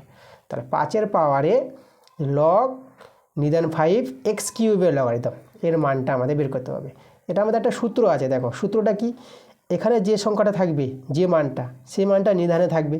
তো এই যে এই সংখ্যাটা আর এই নিধানটা যদি সমান হয়ে যায়, তাহলে আমাদের এই মানটা হয়ে যাবে এই যে লগারিদমটা, যেটা লগারিদম থাকবে মানে এক্স কিউব। তাহলে আমাদের অ্যান্সারটা হয়ে যাবে আমাদের এক্স কিউব, ঠিক আছে। সূত্রটা তোমাদের এখানে পাশে বলে দিই, সূত্রটা এভাবে, ধরো এর পাওয়ারে আছে লগ লগ এ এম নিধান, এই যে এম লগারিদম, এ নিধানের সাপেক্ষে এম লগারিদম, এভাবে যদি হয় তাহলে এটা সমান সমান লিখতে পারবো কত, এম, এটা সমান সমান এম হয়ে যাবে, মানে এ আর এ সমান, ঠিক আছে, এই যে এ আর এ সমান আর এমটা বসে যাবে, তাহলে মানটা হয়ে যাবে এম। এই সূত্রটাই কিন্তু ব্যবহার করেছি এখানে, দেখো 5 5 সমান, তাহলে পুরো মানটা হয়ে যাবে এই যে লগারিদমটা এক্স কিউব হয়ে যাবে আমাদের। তাহলে এক্স কিউব অ্যান্সার, দেখো অ্যান্সারটা আমাদের তাহলে এ নাম্বার। চলে আসবো আমরা 12 নম্বর প্রশ্নে। 12 নম্বর দেখো L, 2m একটা বিন্দু আছে, একটা আছে -L + 2m, 12 - 2m, এভাবে দুটি বিন্দু আছে। এই দুটি বিন্দু দ্বয়ের সংযোজক সরলরেখাংশের মধ্যবিন্দু স্থানাঙ্ক, মধ্যবিন্দু স্থানাঙ্ক তোমাদের দেখালাম, আবার আমরা মধ্যবিন্দু বের করাটা শিখব। তো চলো আমরা দেখব যে মধ্যবিন্দু স্থানাঙ্ক কত বের হয়, এই দুটি বিন্দুর মধ্যে মধ্যবিন্দুর স্থানাঙ্ক। আচ্ছা চলো, তো দেখো আমাদের এই যে দুটো বিন্দু আছে, বিন্দুটা আমি এখানে লিখছি, দেখো প্রথম বিন্দুটা আছে L, 2m, একটা বিন্দু, আর একটা বিন্দু আছে -L + 2m, এটা হচ্ছে এক্সের পার্টটা, কমা, হ্যাঁ প্রথমটাকে এক্সের পার্ট বলা হয়। তারপরে দেখো ওয়াইয়ের পার্টটা আছে এখানে 2L - 2m, এটা হচ্ছে আমাদের কার পার্ট, এটা হচ্ছে আমাদের ওয়াইয়ের পার্ট। এবার দেখো এই দুটি বিন্দুর মধ্যে দূরত্ব বের করার যেটা সূত্র, ঠিক আছে, কীভাবে তোমরা লিখবা, এত এত বিন্দু দ্বয়ের মধ্যে বিন্দু দুটি, এত বিন্দু দুটির মধ্যবিন্দু স্থানাঙ্ক, ঠিক আছে, একবার লিখেছি, আমি লিখছি না, আমি অ্যান্সারটা এখানে করে দিচ্ছি তোমাদের। সেই মধ্যবিন্দুটা হবে, এই দুটি বিন্দুর মধ্যবিন্দু স্থানাঙ্ক পাবা এক্সের পার্টের যোগফল বাই 2, এক্সের পার্ট বলতে এখানে এক্সটা হচ্ছে এল প্লাস, আর এই যে এক্সের পার্টটা এখানে কত আছে, এখানে -L আছে, তাহলে আমি দেখো মাইনাস আছে বলে এখানে এলটাকে এই যে মাইনাস বন্ধনীর মধ্যে রাখতে হবে, -L + 2m, এই দেখো এক্সের পার্টের যোগফল, তাই না, এটা আছে, এটা এই যে এক্স বন্ধনী দিয়ে দিলাম, এই এক্স আর এই এক্সের পার্টের যোগফল বাই 2, কমা ওয়াইয়ের পার্টের যোগফল, ওয়াই আছে এখানে দেখো 2m, তাহলে 2m প্লাস, আর এখানে ওয়াইটা আছে এই যে এটা ওয়াই, তাহলে এখানে 2L - 2m, এই যে ওয়াইয়ের পার্টের যোগফল বাই 2, এই যে আমাদের মধ্যবিন্দু, এটা সরল করে যেটা আসবে সেটাই অ্যান্সার। সরল করি, তাহলে এখানে দেখো এটা আমাদের কি হবে, এটা প্লাস মাইনাসে মাইনাস হবে, মানে L - L পেয়ে যাব, 2m নিচে 2, আর এখানে 2m কেটে দাও, তাহলে আমাদের এখানে 2L/2 রয়ে গেল। আচ্ছা এবার দেখো এখানে L কেটে দেবো, তাহলে আমাদের কি থাকে গেল, শুধু 2m, 2 কেটে দিলাম, এখানে 2 কেটে দাও, তাহলে আমাদের বিন্দুটা এখানে m থেকে গেল, এখানে L থেকে গেল। তাহলে এই যে দুটি বিন্দু বলেছিল প্রশ্নে, এই দুটি বিন্দুর মধ্যবিন্দুর স্থানাঙ্ক কোথায় পেয়ে গেলাম, m, L পেয়ে গেলাম। চলো দেখে নেবো আমরা অপশান, দেখো অপশানটা আমাদের দাগানো আছে, সেটা হচ্ছে m, L, এ নাম্বারই অপশানটা, অ্যান্সারটা আমাদের। এবার আমরা যাব 13 নম্বর প্রশ্নে। 13 নম্বর প্রশ্নে কী বলেছে দেখো, একটি সমবাহু ত্রিভুজের পরিলিখিত ও অন্তর্লিখিত বৃত্তাকার ক্ষেত্রের ক্ষেত্রফলের অনুপাত কত হবে সেটা বের করতে বলেছে। একটি সমবাহু ত্রিভুজ আছে, তো আমরা প্রথমে ছবিটা তৈরি করি সমবাহু ত্রিভুজ। দেখো সমবাহু ত্রিভুজটা যা 3টে বাহু সমান, এই ধরো আমাদের একটা সমবাহু ত্রিভুজ, ত্রিভুজের নামটা আমরা দিলাম ABC, তাহলে এই যে সমবাহু ত্রিভুজ, সমবাহু ত্রিভুজের বাহুগুলি সমান, যার বাহুগুলির মান আমরা নিয়ে নিলাম A, ঠিক আছে, বাহুগুলি কত A ধরে নিলাম, সমবাহু ত্রিভুজের বাহু দৈর্ঘ্য A। আচ্ছা ধরে নিলাম এটা। তো এখানে যেটা বলেছে সমবাহু ত্রিভুজের পরিলিখিত ও অন্তর্লিখিত বৃত্তাকার ক্ষেত্র, মানে পরিলিখিত বলতে দেখো ত্রিভুজটাকে ঘিরে যে একটা পরিবৃত্ত তৈরি হবে। দেখো আমি একটা বৃত্ত তৈরি করছি, মানে শীর্ষবিন্দুগুলোকে স্পর্শ করে একটা বৃত্ত তৈরি হবে। এই যে একটা বৃত্ত, এটাকে বলা হয় পরিবৃত্ত, তাই না? যাই হোক, একটা বৃত্তটা বেঁকে গেলো এই জায়গাটা। আচ্ছা, তো এই যে আমাদের পরিবৃত্ত, হ্যাঁ, পরিলিখিত মানে পরিবৃত্ত, আর অন্তর্লিখিত মানে একটা অন্তর্বৃত্ত তৈরি হবে। অন্তর্বৃত্তটা মানে ত্রিভুজটাকে যখন বৃত্তটা তৈরি হবে, ভিতরের বৃত্তটা ত্রিভুজের বাহুগুলোকে স্পর্শ করবে। পরিবৃত্ত শীর্ষবিন্দুগুলোকে স্পর্শ করবে, আর অন্তর্বৃত্ত বাহুগুলোকে স্পর্শ করবে। তাহলে বৃত্তটা এইভাবে তৈরি হবে। দেখো এই বাহুটাকে এইভাবে করে এই যে দেখো, এই যে অন্তর্বৃত্ত, আমাদের পরিবৃত্ত আর অন্তর্বৃত্ত। তাহলে এই পরিলিখিত অন্তর্লিখিত বৃত্তাকার ক্ষেত্রের ক্ষেত্রফলের অনুপাত, মানে এই যে বড় বৃত্তের ক্ষেত্রফল এবং ছোট বৃত্তের ক্ষেত্রফল, দুটো ক্ষেত্রফলের অনুপাত বের করতে বলেছে। তাহলে দুটি বৃত্তের ক্ষেত্রফলটা আগে বের করব, তারপর ক্ষেত্রফল পেয়ে গেলেই তাদের অনুপাতটাও বেরিয়ে আসবে। তা দেখো কীভাবে আমরা পাবো। তাহলে বৃত্তের ক্ষেত্রফল জানতে গেলে বৃত্তের ব্যাসার্ধ জানতে হবে। দেখো আমরা প্রথমে এই যে সমবাহু ত্রিভুজের উচ্চতা আমি এভাবে টেনে নিচ্ছি। দেখো এই যে উচ্চতাটা কিন্তু এভাবে তৈরি হবে একদম, মানে এই জায়গায় যেখানে স্পর্শ করেছে না, এই যে অন্তর্বৃত্তটা স্পর্শ করেছে, এই যে এটা আমরা নাম দিয়ে দিলাম, এটা আমি ডি বিন্দু নাম দিয়ে দিলাম, ঠিক আছে, এইডি। তাহলে এইডিটা কি? এইডিটা সমবাহু ত্রিভুজের উচ্চতা, ঠিক আছে। এখানে হচ্ছে আমাদের এইডিটা সমবাহু ত্রিভুজের উচ্চতা।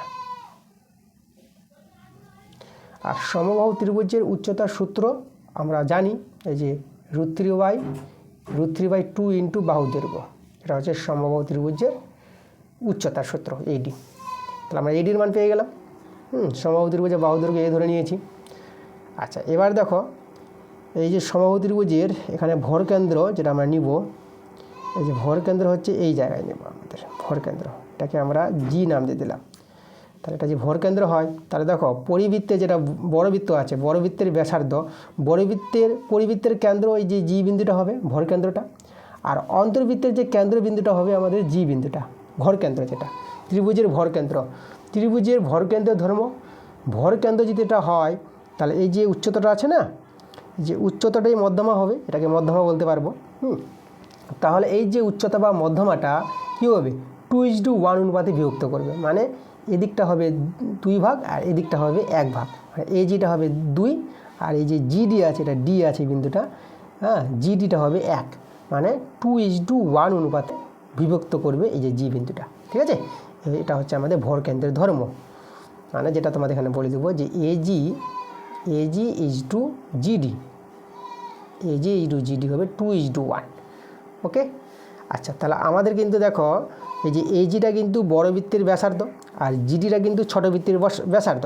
তাহলে এজির মান আর জিডির মান কিন্তু আমাদের দরকার। তাহলে এজি কত হবে দেখো তো। তাহলে এজি আমরা পেয়ে যাব, এই যে এজি হচ্ছে 2, তাহলে আমরা বলতে পারবো 2 বাই আনুপাতিক যোগটা কত, এটা 3 হয়ে যাবে, তাই না, যেভাবে আমাদের নিয়ম বের করা। তাহলে এজির মান বের করছি, টোটাল কী থেকে বের করছি আমরা, এডি থেকে এজি।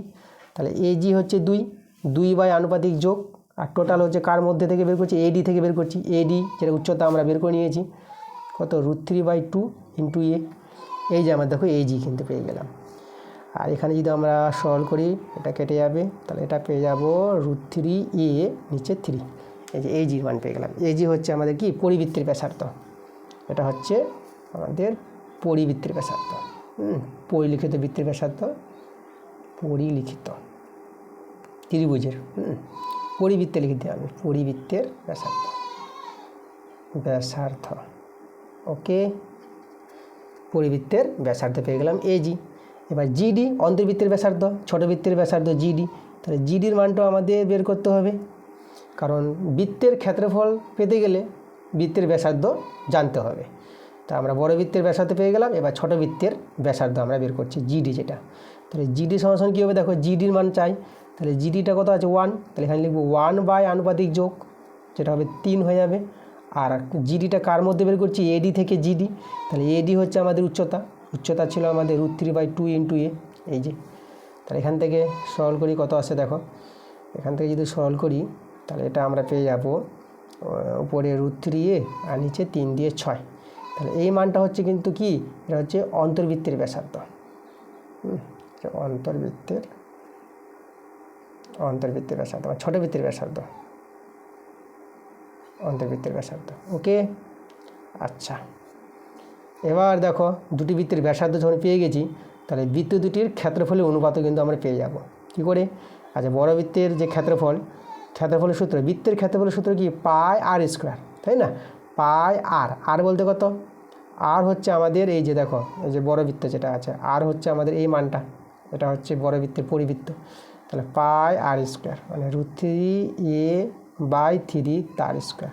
এই যে বড় বৃত্তের ক্ষেত্রফল, এটা বড় বৃত্তের ক্ষেত্রফল ইজটু ছোট বৃত্তের ক্ষেত্রফল।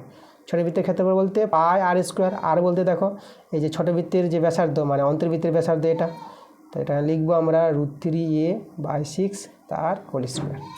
এই যে দেখো এই যে বড় বৃত্তের ক্ষেত্রফল, ছোট বৃত্তের ক্ষেত্রফল, যেটা প্রশ্ন বলেছিল, এই দুটি ক্ষেত্রফলের অনুপাত চেয়েছে। চলো আমরা পাই কেটে দেবো। আচ্ছা, এখানে আমরা সমান সমান দেব। আচ্ছা, স্কোয়ার মানে কি দুজন করে থাকবে, মানে √3কে আমরা দুবার লিখতে পারবো, √3 গুণিত √3 আর এ স্কোয়ার করে দিলাম এখানে, আর এখানে 3 × 3 লিখে দিলাম ইজটু। আবার এখানে দেখো এই যে √3 × √3 এটা করে দিলাম, আর এখানে এ স্কোয়ার, আর এখানে 6 × 6। ওকে, এটা আমরা করতে পারবো। আচ্ছা, এখানে দেখো এ স্কোয়ার কেটে যাবে, এখানে এই যে ডবল √3 আছে, এখানেও ডবল √3 কেটে যাবে। এবার 3 দিয়ে 6, 3 দিয়ে 6। তাহলে দেখো আমাদের এদিকে বাদিকে কোনো কিছু বাঁচেনি, তার মানে 1, কোনো কিছু নয় বলতে 1 ইজটু। আর এদিকে কিন্তু বেঁচেছে কে, এই যে 1/2 আছে, মানে এটা গুণ আছে এরা, তো 2 দিয়ে গুণ করে কত হবে 4। তাহলে 1:1/4। এটাকে পূর্ণ সংখ্যা যদি আমরা করে নিই, 4 দিয়ে গুণ করে নাও, তাহলে 4:1 হয়ে যাবে। এটা 4 দিয়ে গুণ করে, মানে যেটা হরে থাকবে না সেটা দিয়ে গুণ করে দিবা, মানে লসাগু দিয়ে এখানে 4, 4 দিয়ে গুণ করে দিলে কত হবে, এখানে 4 × 4 আর 1 × 4 কেটে যাবে, তো 1 হয়ে যাবে। তা দেখো পূর্ণ সংখ্যা করে নিলাম, তাহলে 4:1 এটা কিন্তু অ্যান্সার। ঠিক আছে, এই যে প্রশ্নে বলেছিল আমাদের এখানে, এই যে বলেছে একটি সমবাহু ত্রিভুজে পরিলিখিত ও অন্তর্লিখিত বৃত্তাকার ক্ষেত্রের ক্ষেত্রফল অনুপাত কত, আমার অ্যান্সারটা 4:1, এটা আমাদের অ্যান্সার। আচ্ছা, এরপরে আমরা চলে যাবো কত নম্বরে, এই যে আমাদের আছে 14 নম্বর প্রশ্নে চলে যাবো। দেখো 14 নম্বর প্রশ্নটা আমাদের কি বলছে, আমাদের ABC ত্রিভুজের পরিকেন্দ্র ও কোণ BOC 80 ডিগ্রি হলে আমাদের এই যে কোণ BAC এর পরিমাপ বের করতে বলেছে। আর ত্রিভুজের পরিকেন্দ্র বলে দিয়েছে। তা দেখো আমি ত্রিভুজ তৈরি করে, পরিকেন্দ্র বলতে পরিবৃত্ত তৈরি হবে আমাদের। তার আমাদের দেখো এইভাবে আছে, এখানে ছবিটা আগে এভাবে আঁকি, আমি বৃত্তটা তৈরি করে নিই। ঠিক আছে, ভালোভাবে আমি বৃত্তটা তৈরি করে নিলাম, তারপরে আমি ত্রিভুজটা তৈরি করে নিচ্ছি। এই যে আমাদের ত্রিভুজ, আগে ত্রিভুজ হতো, তাই না, তারপরে পরিবৃত্ত হতো, কিন্তু ছবিটা ভালো করার জন্য আগে বৃত্তটা তৈরি করে নিলাম, তারপরে বৃত্তের মধ্যে ত্রিভুজটা তৈরি করলাম। এই যে ত্রিভুজকে ঘিরে যে বৃত্তটা তৈরি হয়েছে একে বলা হয় পরিবৃত্ত। পরিবৃত্ত বলতে দেখালাম একটু আগে, ত্রিভুজের শীর্ষবিন্দুগুলোকে টাচ করবে। তাহলে এটা এ নাম দিয়ে দিলাম, BC। আর পরিকেন্দ্র বলতে এখানে কেন্দ্র আছে, এটা আমরা ও নাম দিয়ে দিলাম। নামগুলো আছে এখানে, পরিকেন্দ্র ও আছে। ঠিক আছে, আচ্ছা এবার দেখো আমাদের যেটা প্রশ্নে বলেছে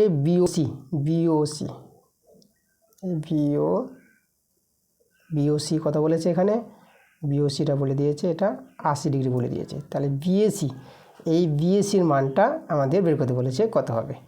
আচ্ছা দেখো BACর মানটা আমরা ক্লাস 10-এর নিয়মটা এখানে লাগাবো। ক্লাস 10-এ তোমাদের ক্লাস 9-এ পড়ছো, তবু জেনে রাখো। ঠিক আছে, ক্লাস 10-এ যখন উঠবা এটা তোমরা দেখতে পাবা, আমি এখানে সহজভাবে বলে দেবো।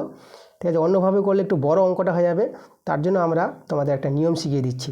দেখো এই যে আমাদের এই যে এটা আছে না, এটা তো একটা বৃত্তের কেন্দ্র, এটাকে আমরা কেন্দ্রস্থ কোণ বলবো, BOC কেন্দ্রস্থ কোণ। আর এই যে কোণটা তৈরি হয়েছে BAC বৃত্তের উপর, এটাকে বৃত্তস্থ কোণ বলবো। BAC বৃত্তের উপর কোণ, বৃত্তস্থ কোণ। আর কেন্দ্রে যে কোণ তৈরি হয়েছে কেন্দ্রস্থ কোণ, তো BOC কেন্দ্রস্থ কোণ আর BAC বৃত্তস্থ কোণ। আর আমাদের ক্লাস 10-এ একটা উপপাদ্য আছে যে কেন্দ্রস্থ কোণ বৃত্তস্থ কোণের দ্বিগুণ হয় একই বৃত্তচাপের উপর অবস্থিত। এই যে BC বৃত্তচাপ আছে, এই BC চাপের উপর অবস্থিত কেন্দ্রস্থ কোণটা BOC, এবং এই চাপের উপর অবস্থিত বৃত্তস্থ কোণটা আছে বিএসি। দেখো লক্ষ্য করো, এই যে চাপটা আছে না, এই চাপের উপরেই তৈরি হয়েছে কেন্দ্রস্থ কোণটা, আর এই চাপ থেকেই তৈরি হয়েছে বৃত্তস্থ কোণটা। এভাবে যদি তৈরি হয় একটা কেন্দ্রস্থ কোণ একটা বৃত্তস্থ কোণ, তাহলে আমাদের যেটা সূত্র আছে, যেটা ক্লাস 10-এর যেটা উপপাদ্য আছে, আমি এখানে দেখিয়ে দিই। কেন্দ্রস্থ কোণটা যে বিওসিটা কেন্দ্রস্থ কোণ বৃত্তস্থ কোণের দ্বিগুণ হবে, 2 ইন্টু হয়ে যাবে বিএসি। ঠিক আছে, এটা কোণ চিহ্ন আছে। ওকে, তো এটা আমাদের ক্লাস 10-এর উপপাদ্য আছে, তোমাদের একটু দেখিয়ে দিলাম। এই নিয়ম অনুসারে তোমাদের অঙ্কটা কিন্তু তাড়াতাড়ি হয়ে যাবে। তাহলে আমাদের এখানে মানটা দেওয়া আছে বিওসি 80 ডিগ্রি, 2 ইন্টু কোণ বিএসি, এটা কাটাকাটি করে দিলাম 40 ডিগ্রি। তাহলে দেখো তো আমরা কোণ বিএসি কত পেয়ে যাবো, আমরা 40 ডিগ্রি পেয়ে যাবো। দেখো এটা আমাদের অ্যান্সার। তাহলে অ্যান্সারটা হয়ে যাবে আমাদের কত, এ নাম্বার অপশান 40 ডিগ্রি। আচ্ছা, এরপরে চলে আসবো আমরা 2-এর প্রশ্নগুলোতে। দেখো 2-এর 1-এর প্রশ্নগুলো, দেখো 2-এর প্রশ্ন বলে রাখি, এগুলো হচ্ছে 2 নম্বরের প্রশ্ন, এসে কি প্রশ্ন, এক একটা প্রশ্নের জন্য তোমরা 2 নম্বর করে পাবা। আচ্ছা, 2-এর 1-এর প্রশ্নটা আমরা করাবো। প্রশ্নটা প্রথমে আগে পড়তে হবে, এটা লাভ ক্ষতির অঙ্ক আছে। তো এখানে দেখো আমাদের কি বলছি, একটু অ্যাডজাস্ট করে নিই 2-এর নম্বরটা। আচ্ছা দেখো প্রশ্নটা পড়ি। একটি দ্রব্য 720 টাকায় বিক্রয় করলে 10% ক্ষতি হয়, কত টাকায় বিক্রয় করলে 10% লাভ হবে? আচ্ছা, তাহলে দেখো আমরা প্রথমে এই যে একটি দ্রব্য 720 টাকায় বিক্রয় করলে, মানে বিক্রয় মূল্য দেওয়া আছে 720 টাকা, তাহলে 10% ক্ষতি। 10% ক্ষতি এবং বিক্রয় মূল্য থেকে, এই দুটো থেকে কিন্তু ক্রয় মূল্য বের করতে পারবো। আচ্ছা, এখান থেকে আমরা ক্রয় মূল্যটাকে বের করে নিই, কী করে পাবো? তবে এখানে আমাদের ক্ষতি বলে দিয়েছে, দেখো বিক্রয় মূল্য জানা আছে, ক্ষতি জানা আছে, তার ক্রয় মূল্য বের করার নিয়মটা, ক্ষতি আছে 10%, তাহলে 10% ক্ষতি থেকে বলতে পারবো যে 100 টাকা ক্রয় মূল্য হলে বিক্রয় মূল্য। আচ্ছা, বিক্রয় মূল্য কত? দেখো এই যে 10% ক্ষতি থেকে বলছি কথাটা, 10% ক্ষতি হয়েছে, শতকরা আমার 100 টাকা ক্রয় মূল্য হলে বিক্রয় মূল্য। দেখো ক্ষতি যখন হয়েছে বিক্রয় মূল্যটা ছোট হবে ক্রয় মূল্যের চেয়ে, তখন কী করবে তোমরা, এই যে ক্রয় মূল্য 100 টাকা, তো 100 টাকা থেকে এই যে 10% মানে 10 বিয়োগ করে দিবা, মানে ক্ষতিটা বাদ দিবা। তা ক্ষতিটা বিয়োগ করে তোমরা কত পেয়ে যাবা, 90। তাই 90 টাকা হবে আমাদের বিক্রয় মূল্য। যখন ক্ষতি হবে তখন বিক্রয় মূল্য ছোট, ক্রয় মূল্য বড়। তাহলে এই যে ক্ষতি 10% যদি হয়, তাহলে আমরা বলতে পারবো 100 টাকা ক্রয় মূল্য হলে বিক্রয় মূল্য 90 টাকা। ওকে, আমাদের এখানে বিক্রয় মূল্য দেওয়া আছে, তাহলে কথাটা আমরা ঘুরিয়ে বলি, আমরা বলবো 90 টাকা বিক্রয় মূল্য, 90 টাকা বিক্রয় মূল্য হলে ক্রয় মূল্য, আমরা ক্রয় মূল্য বের করতে চাই, তোমাদের বললাম যে বিক্রয় মূল্য আর ক্ষতি দেওয়া আছে, তাহলে সেখান থেকে ক্রয় মূল্য পেয়ে যাবো, এই যে ক্রয় মূল্য বের করবো। 90 টাকা বিক্রয় মূল্য হলে ক্রয় মূল্য হবে কত, 100 টাকা। এই লাইনটাই ঘুরিয়ে বললাম, তাই না? 100 টাকা ক্রয় মূল্য হলে বিক্রয় মূল্য যে 90 টাকা হয়, তাহলে 90 টাকা বিক্রয় মূল্য হলে ক্রয় মূল্য হবে 100 টাকা। আচ্ছা, 1 টাকা বিক্রয় মূল্য হলে ক্রয় মূল্য হবে 100/90 টাকা, আর বিক্রয় মূল্য বলেছে 720 টাকা, তাহলে এখানে লিখবো 720 টাকা বিক্রয় মূল্য হলে ক্রয় মূল্য হবে 100/90 ইন্টু 720 টাকা, তাই তো? ঐকিক নিয়ম, এভাবে আমরা ক্রয় মূল্যটা বের করে নিতে পারবো। তাহলে এখানে কাটাকাটি করি, এই 0 0 কেটে দিলাম, 9 8 72, তাহলে 8 আর 100 গুণ করে আমরা পেয়ে যাবো 800 টাকা ছিল সেই দ্রব্যের ক্রয় মূল্য। তো দ্রব্যটি ক্রয় মূল্য পেয়ে গেছি। আচ্ছা, এবার দেখো তারা বলছে কত টাকায় বিক্রি করলে 10% লাভ হবে, কত টাকা বিক্রি করলে, মানে দেখো লাভ 10% দেওয়া আছে, আমরা ক্রয় মূল্য পেয়ে গেছি, তা লাভ জানা আছে, ক্রয় মূল্য জানা আছে, তাহলে এই যে কত টাকা মানে বিক্রি মূল্য বের করতে বলেছে, তাহলে বিক্রি মূল্য পেয়ে যাব। লাভ জানা থাকলে, ক্রয় মূল্য জানা থাকলে বিক্রি মূল্য বের করা যায় কীভাবে, একই নিয়মে, এই নিয়মে। দেখো আমরা এখানে তাহলে এবার লিখবো, কী লিখবো আমরা এখন লাভ বলেছে তো 10%, তাই লাভ লিখি, তোমাদের দেখো লাভ বলেছে 10%, তাহলে একইভাবে বলতে পারবো, দেখো লাভ 10% বলতে 100 টাকা ক্রয় মূল্য হলে বিক্রয় মূল্য, দেখো লাভ হয়েছে 10%, 100 টাকা ক্রয় মূল্য হলে বিক্রয় মূল্য কত হবে? লাভ যখন হয়েছে বিক্রয় মূল্য বড় হবে, তাহলে 100-র সঙ্গে এই যে লাভটা যোগ করে দেবা, হয়ে যাবে 110 টাকা। এটা তাহলে 100 টাকা ক্রয় মূল্য হলে বিক্রয় মূল্য হবে 110 টাকা। তাহলে 1 টাকা ক্রয় মূল্য হলে বিক্রয় মূল্য বের করতে বলেছে, বিক্রয় মূল্য বেরিয়ে আসবে। বিক্রয় মূল্য হবে 110/100 টাকা, এটা আমাদের টাকা আছে, ঠিক আছে। আর ক্রয় মূল্য জানা আছে 800 টাকা, তাহলে এখানে লিখে দেবো আমরা 800 টাকা ক্রয় মূল্য হলে বিক্রয় মূল্য। ওই কি নিয়ম, একে যখন বাই তাহলে 800টা কী হবে? বেশি, গুণ হয়ে যাবে এত টাকা। এখানে 0, এখানে 0, আর এই 0 আর এই 0 কেটে দিলাম। তাহলে এবার দেখো 11/8 88, আর একটা 0 ছিল বসিয়ে দিলাম। দেখো ক্রয় মূল্য কিন্তু পেয়ে গেছি আমরা, ক্রয় মূল্য বলছি বিক্রয় মূল্য। তাই বিক্রয় মূল্য হবে 880 টাকা।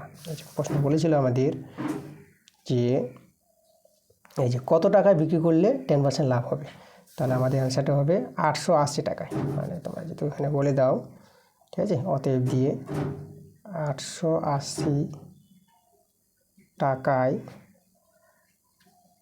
ঠিক আছে, বিক্রি করলে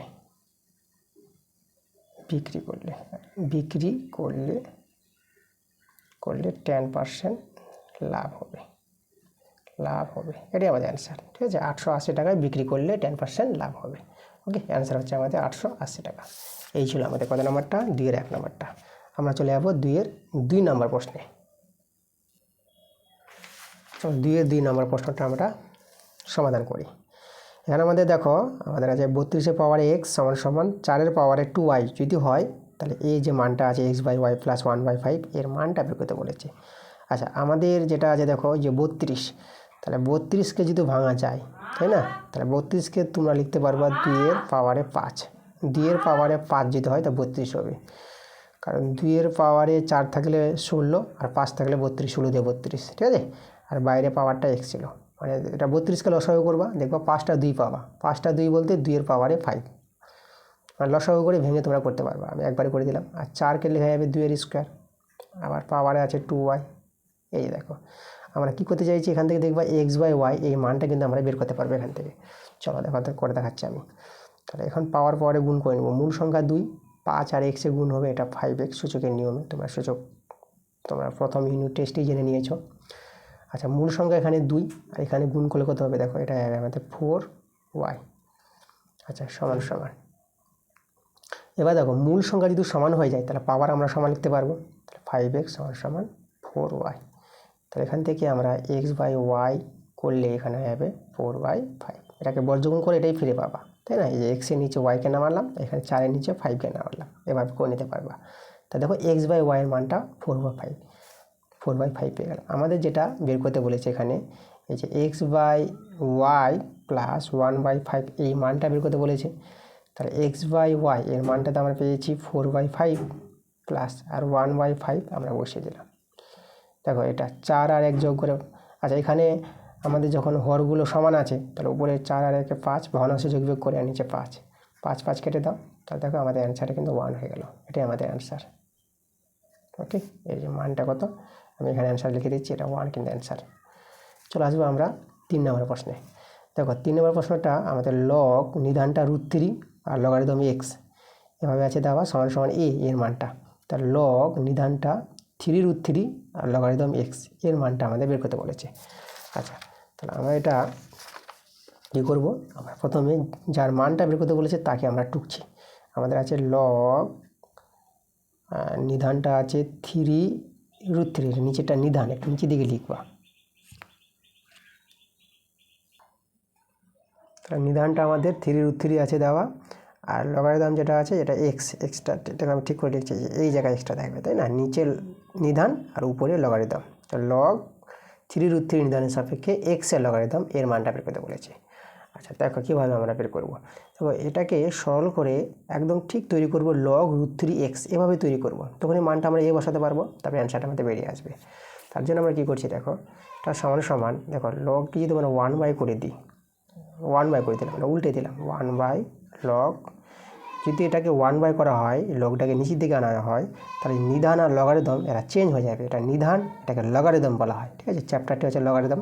তোমাদের এই ক্লাস 9-এর বইয়ে তোমাদের দেখবা শেষের দিকে যে চ্যাপ্টারটা আছে সেটা হচ্ছে লগারিদমের চ্যাপ্টার আছে আমাদের।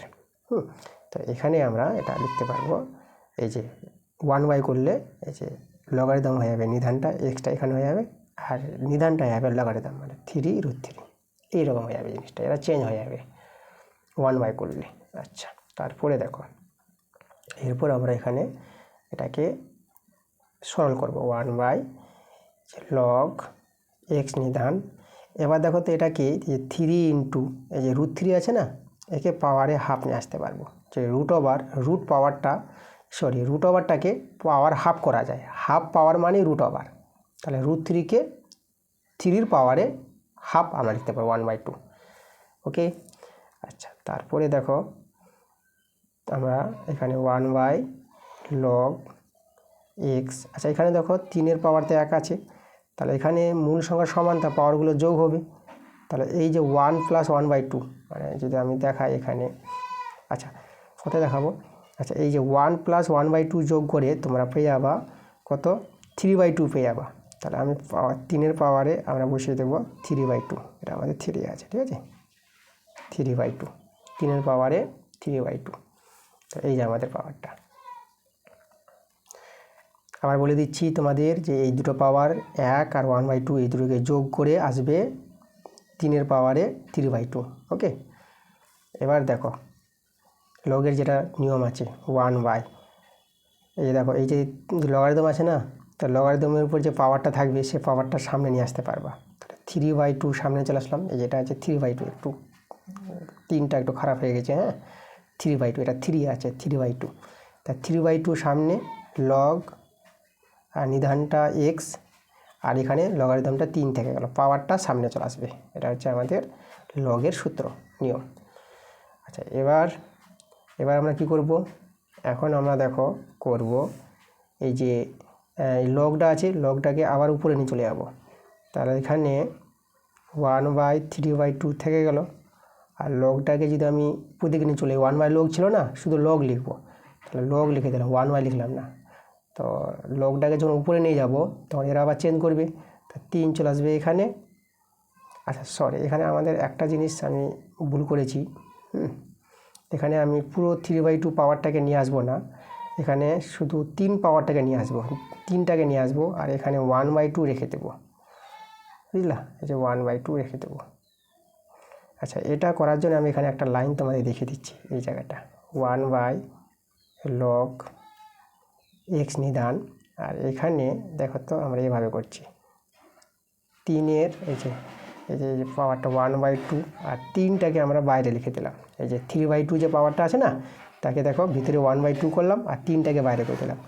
আর এই যে 3টা পাওয়ারটা, ঠিক আছে না, এটা আমরা লগারিদম, এই 3টাকে সামনে নিয়ে চলে আসলাম, আর যে হাফ পাওয়ারটা থেকে গেল।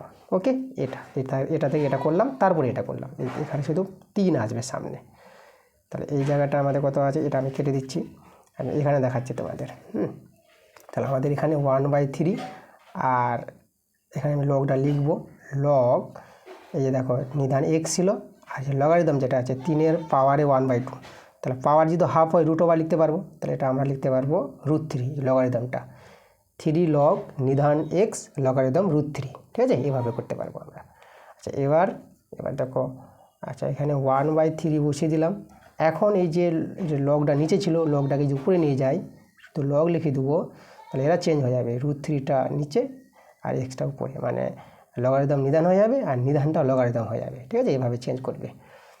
আচ্ছা, 1/3, এবার দেখো তো এই যে বলেছিলাম আমি এই যে মানটা নিয়ে আসতে, এই যে দেখো প্রশ্নটা আমি চলে যাব, এই যে প্রশ্নটা আছে দেখো, এই যে আমি বলেছিলাম যে এই যে মানটাকে সরল করে এই জায়গাটা নিয়ে আসতে হবে, লগ √3x, যেটা আমরা নিয়ে আসলাম। তাহলে লগ √3x এর মানটা কত আছে, এ আছে, তাহলে আমরা দেখো এর জায়গায় এ বসাতে পারবো, এই যে লগ √3x, তাহলে এটা কত, এটা হচ্ছে আমাদের এ, তাহলে এ বসিয়ে দিলাম মানটা, তো দেখো অ্যান্সারটা পেয়ে গেছি, এ হচ্ছে উপরে, 3 হচ্ছে নিচে, তো এটাই আমাদের অ্যান্সার, ঠিক আছে। এই আমাদের যে মানটা বের করতে বলেছিল, আমরা কত পেলাম, a/3 পেয়ে গেলাম। চলে যাবো আমরা 6 নম্বর প্রশ্নে। দেখো এখানে আমাদের 4 প্রশ্নটা কি বলছে যে কে এর মান কত হলে দুটো সমীকরণ দেওয়া আছে, এই দুটো সমীকরণ দুটির কোনো সমাধান থাকবে না। কে এর মান কত হবে? আচ্ছা, দুটি সমীকরণের কোনো সমাধান থাকবে না কখন? দেখো সমীকরণ দুটো আমি এখানে তোমাদের, আচ্ছা সমীকরণ দুটো তো দেওয়াই আছে, আমি এখান থেকে দেখিয়ে দিচ্ছি। এই দুটি সমীকরণের কোনো সমাধান থাকবে না যখন এক্সের সহগ বাই, এক্সের সহগ কে আছে, এই যে এক্সের সহগ কে, এক্সের সহগ বাই এক্সের সহগ, এখানে এক্সের সহগ কত আছে দেখো, এক্সটা কিন্তু এইদিকে আছে -1, এক্সের সহগ বাই এক্সের সহগ সমান সমান হবে ওয়াইয়ের সহগ বাই ওয়াইয়ের সহগ, মানে এখানে ওয়াইয়ের সহগটা আছে -3, আর এখানে ওয়াইয়ের সহগটা আছে 4 কে। ঠিক আছে, কি বললাম আমি আবার বলি তোমাদের, যে কোনো দুটি সমীকরণের কোনো সমাধান থাকবে না তখনই যখন প্রথম সমীকরণের এক্সের সহগ বাই দ্বিতীয় সমীকরণের এক্সের সহগ সমান সমান হবে প্রথম সমীকরণের ওয়াইয়ের সহগ বাই দ্বিতীয় সমীকরণের ওয়াইয়ের সহগ। ঠিক আছে, তো এক্সের সহগগুলির অনুপাত আর ওয়াইয়ের সহগগুলির অনুপাত সমান হবে, এভাবে হবে কিন্তু কখন, যখন সমীকরণ দুটির কোনো সমাধান থাকবে না।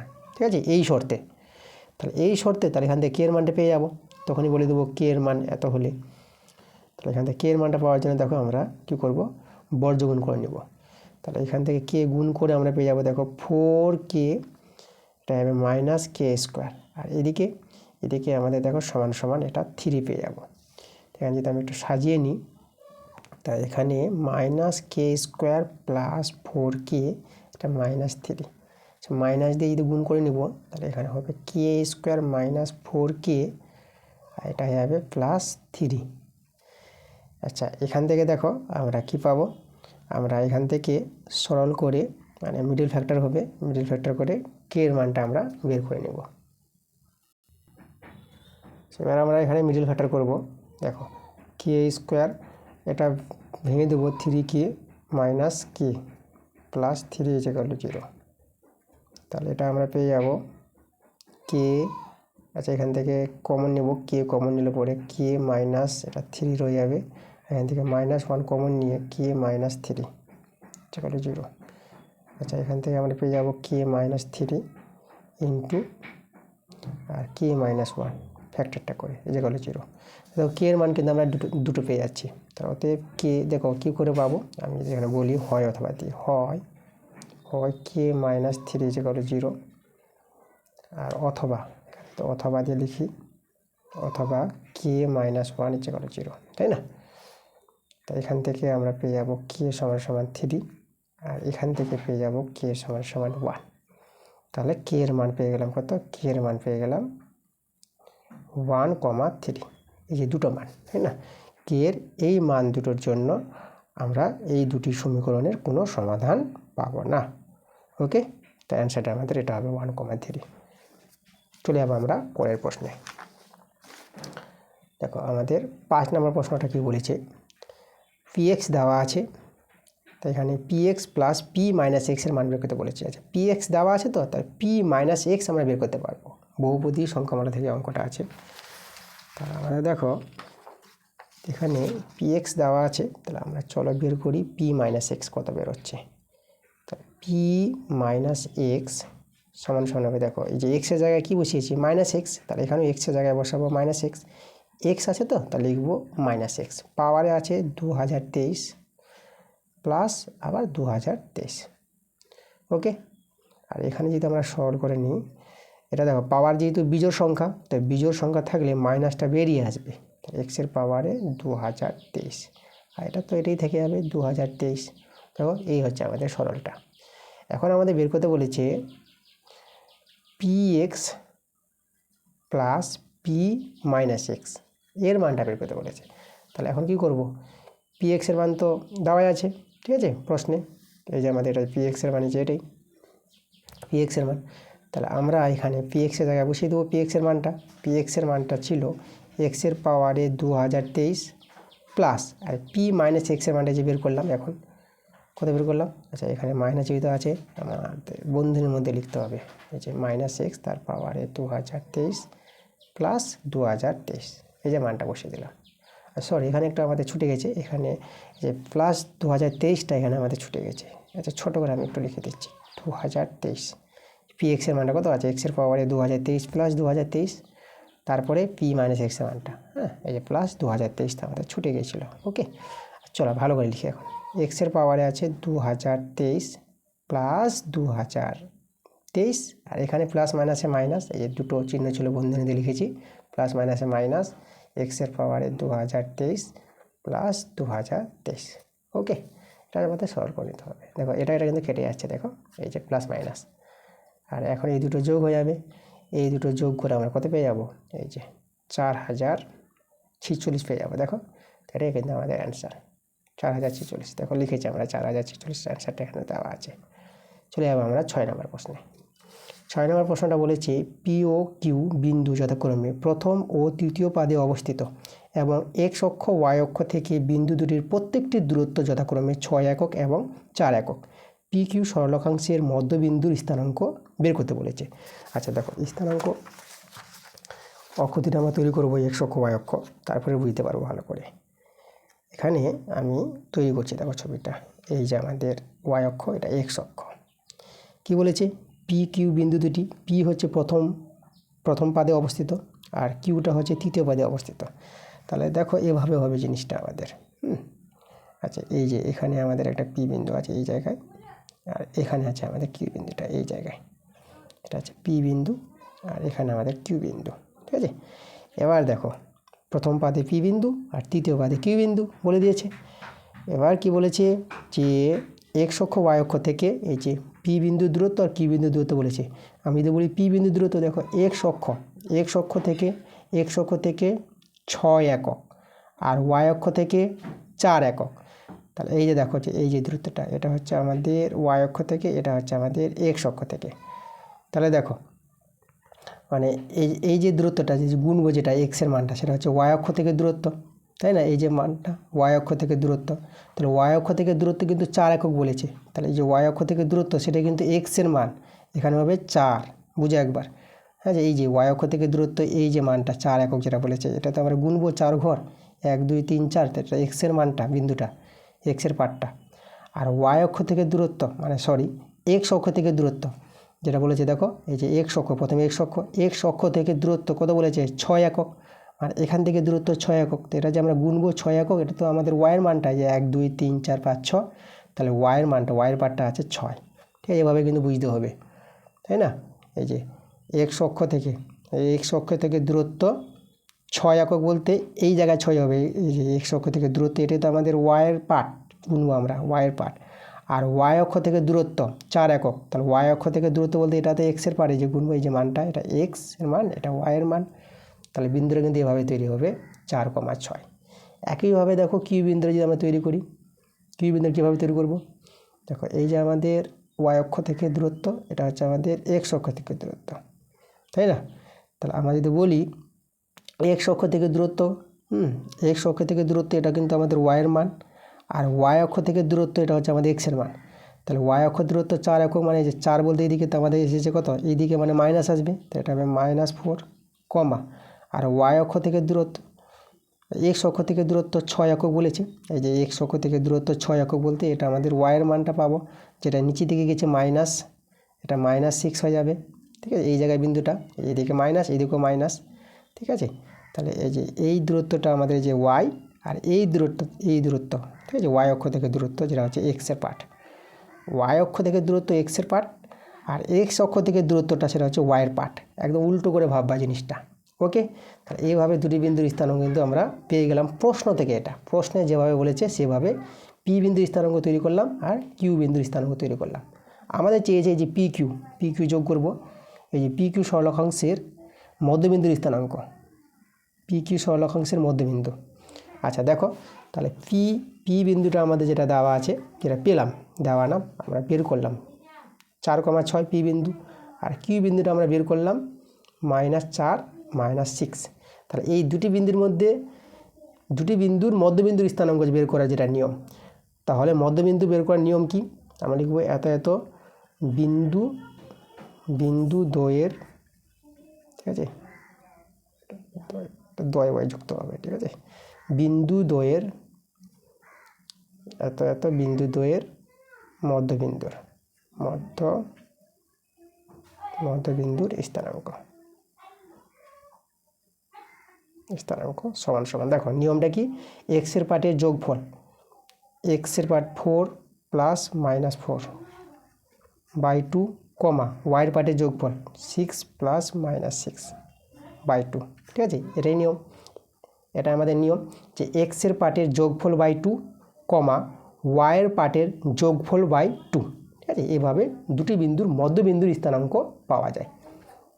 তাহলে এখানে 4 মাইনাস 4 বাই 2, 6 মাইনাস 6 বাই 2, 4 4 কেটে গেল, 6 কেটে গেল, তাহলে এখানে 0 বাই 2, এখানে 0 বাই 2, আচ্ছা 0 বাই 2 বলতে আমরা 0 পেয়ে যাবো, এটা আমাদের 0।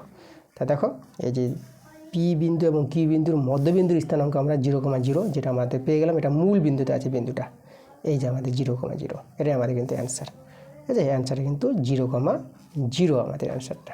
ওকে, আচ্ছা এরপরে চলে যাবো আমরা 7 নম্বর প্রশ্নে।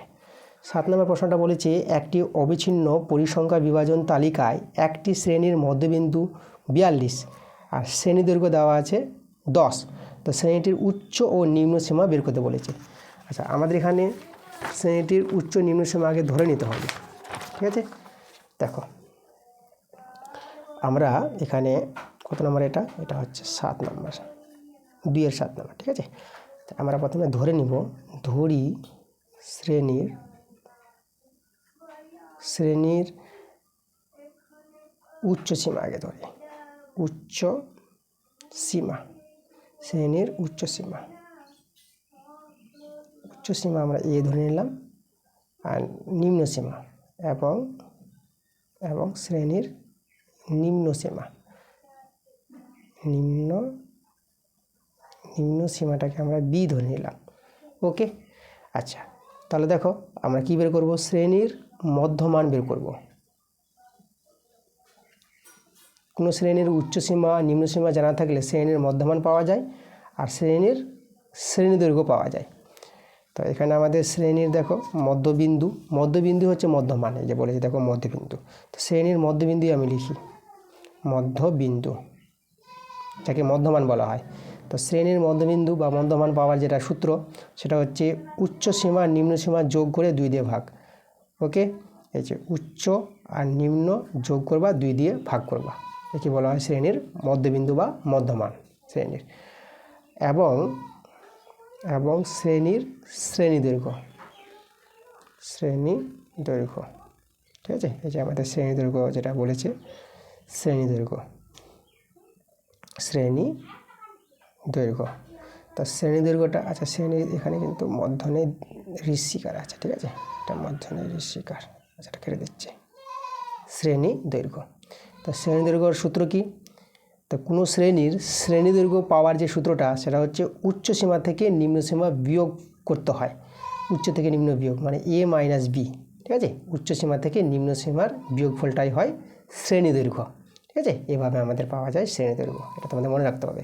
তা শ্রেণীর মধ্যবিন্দু পেয়ে গেলাম, শ্রেণী দৈর্ঘ্য পেয়ে গেলাম, তাহলে এই দুটো মান দেওয়া আছে, এখানে অতএব লিখতে পারবো, দেখো এই যে মধ্যবিন্দুটা a প্লাস বি বাই 2, এর মানটা বলে দিয়েছে কত, শ্রেণীর মধ্যবিন্দু বলেছে আমাদের এখানে প্রশ্নে, এই যে দেখো আমাদের বলেছে 42, তো এটা সমান সমান আমরা 42 লিখতে পারবো।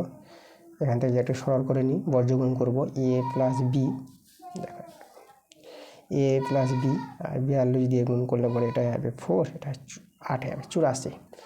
আচ্ছা এবার অতএব দিয়ে দেখো শ্রেণী দৈর্ঘ্য যেটা a মাইনাস বি, শ্রেণী দৈর্ঘ্য প্রশ্ন বলে দিয়েছে কোথায়, এই যে দেখো আমাদের শ্রেণী দৈর্ঘ্য 10 বলে দিয়েছে, তো আমরা এখানে শ্রেণী দৈর্ঘ্য যেটা a মাইনাস বি, সেটা আমরা 10 লিখে দেবো। আমাদের এখানে এর মান আর বি এর মান বের করতে হবে, আমরা অপরিমাণ সমাধান করে বের করে নেব, যেহেতু শ্রেণীর উচ্চ সীমা নিম্ন সীমা বের করতে বলেছে।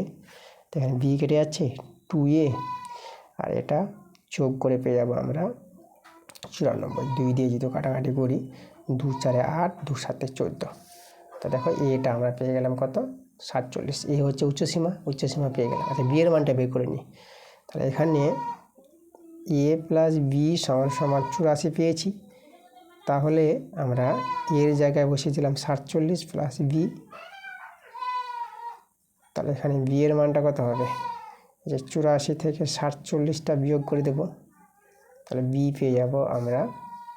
এটা যদি বিয়োগ করি 7 বদলে 14, এটা 7 দিলে এটা আমাদের 7 হয়ে গেল, 4 বদলে 7, এটা 3 দিলে দেখো 37 পেয়ে গেলাম।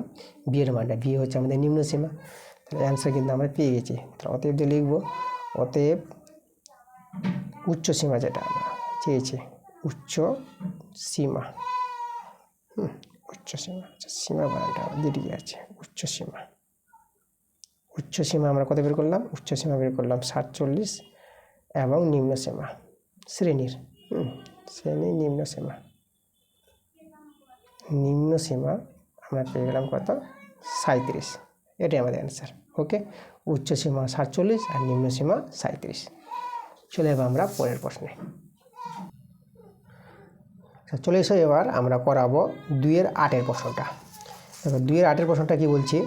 আমাদের বলছে ABDE একটি সামুদ্রিক, FED বাহুর মধ্যবিন্দু, ABD ত্রিভুজাকার ক্ষেত্রের ক্ষেত্রফল 20 বর্গ সেমি হলে AEF ত্রিভুজের ক্ষেত্রফল আমাদের বের করতে বলেছে। ঠিক আছে, আচ্ছা চলো ছবিটা তৈরি করি। আগে ছবিটা তৈরি করে ভালো করে প্রশ্নটা আমরা বুঝে নেব।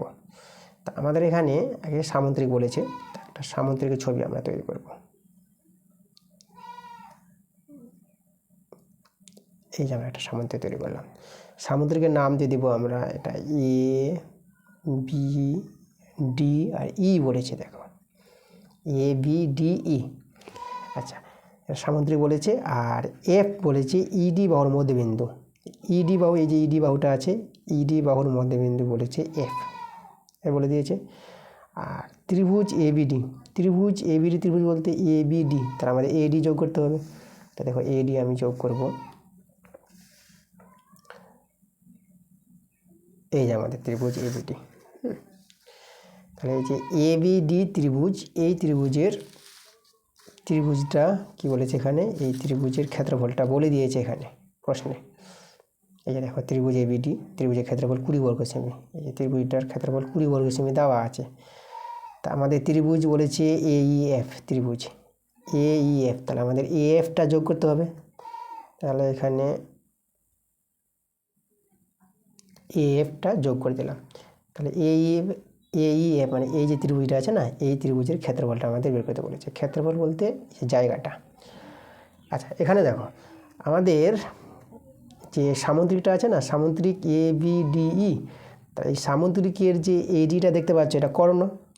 তো কোনো সামুদ্রিকের একটি কর্ণ সেই সামুদ্রিকটিকে সমান দুটি ত্রিভুজে ভাগ করে দিবে।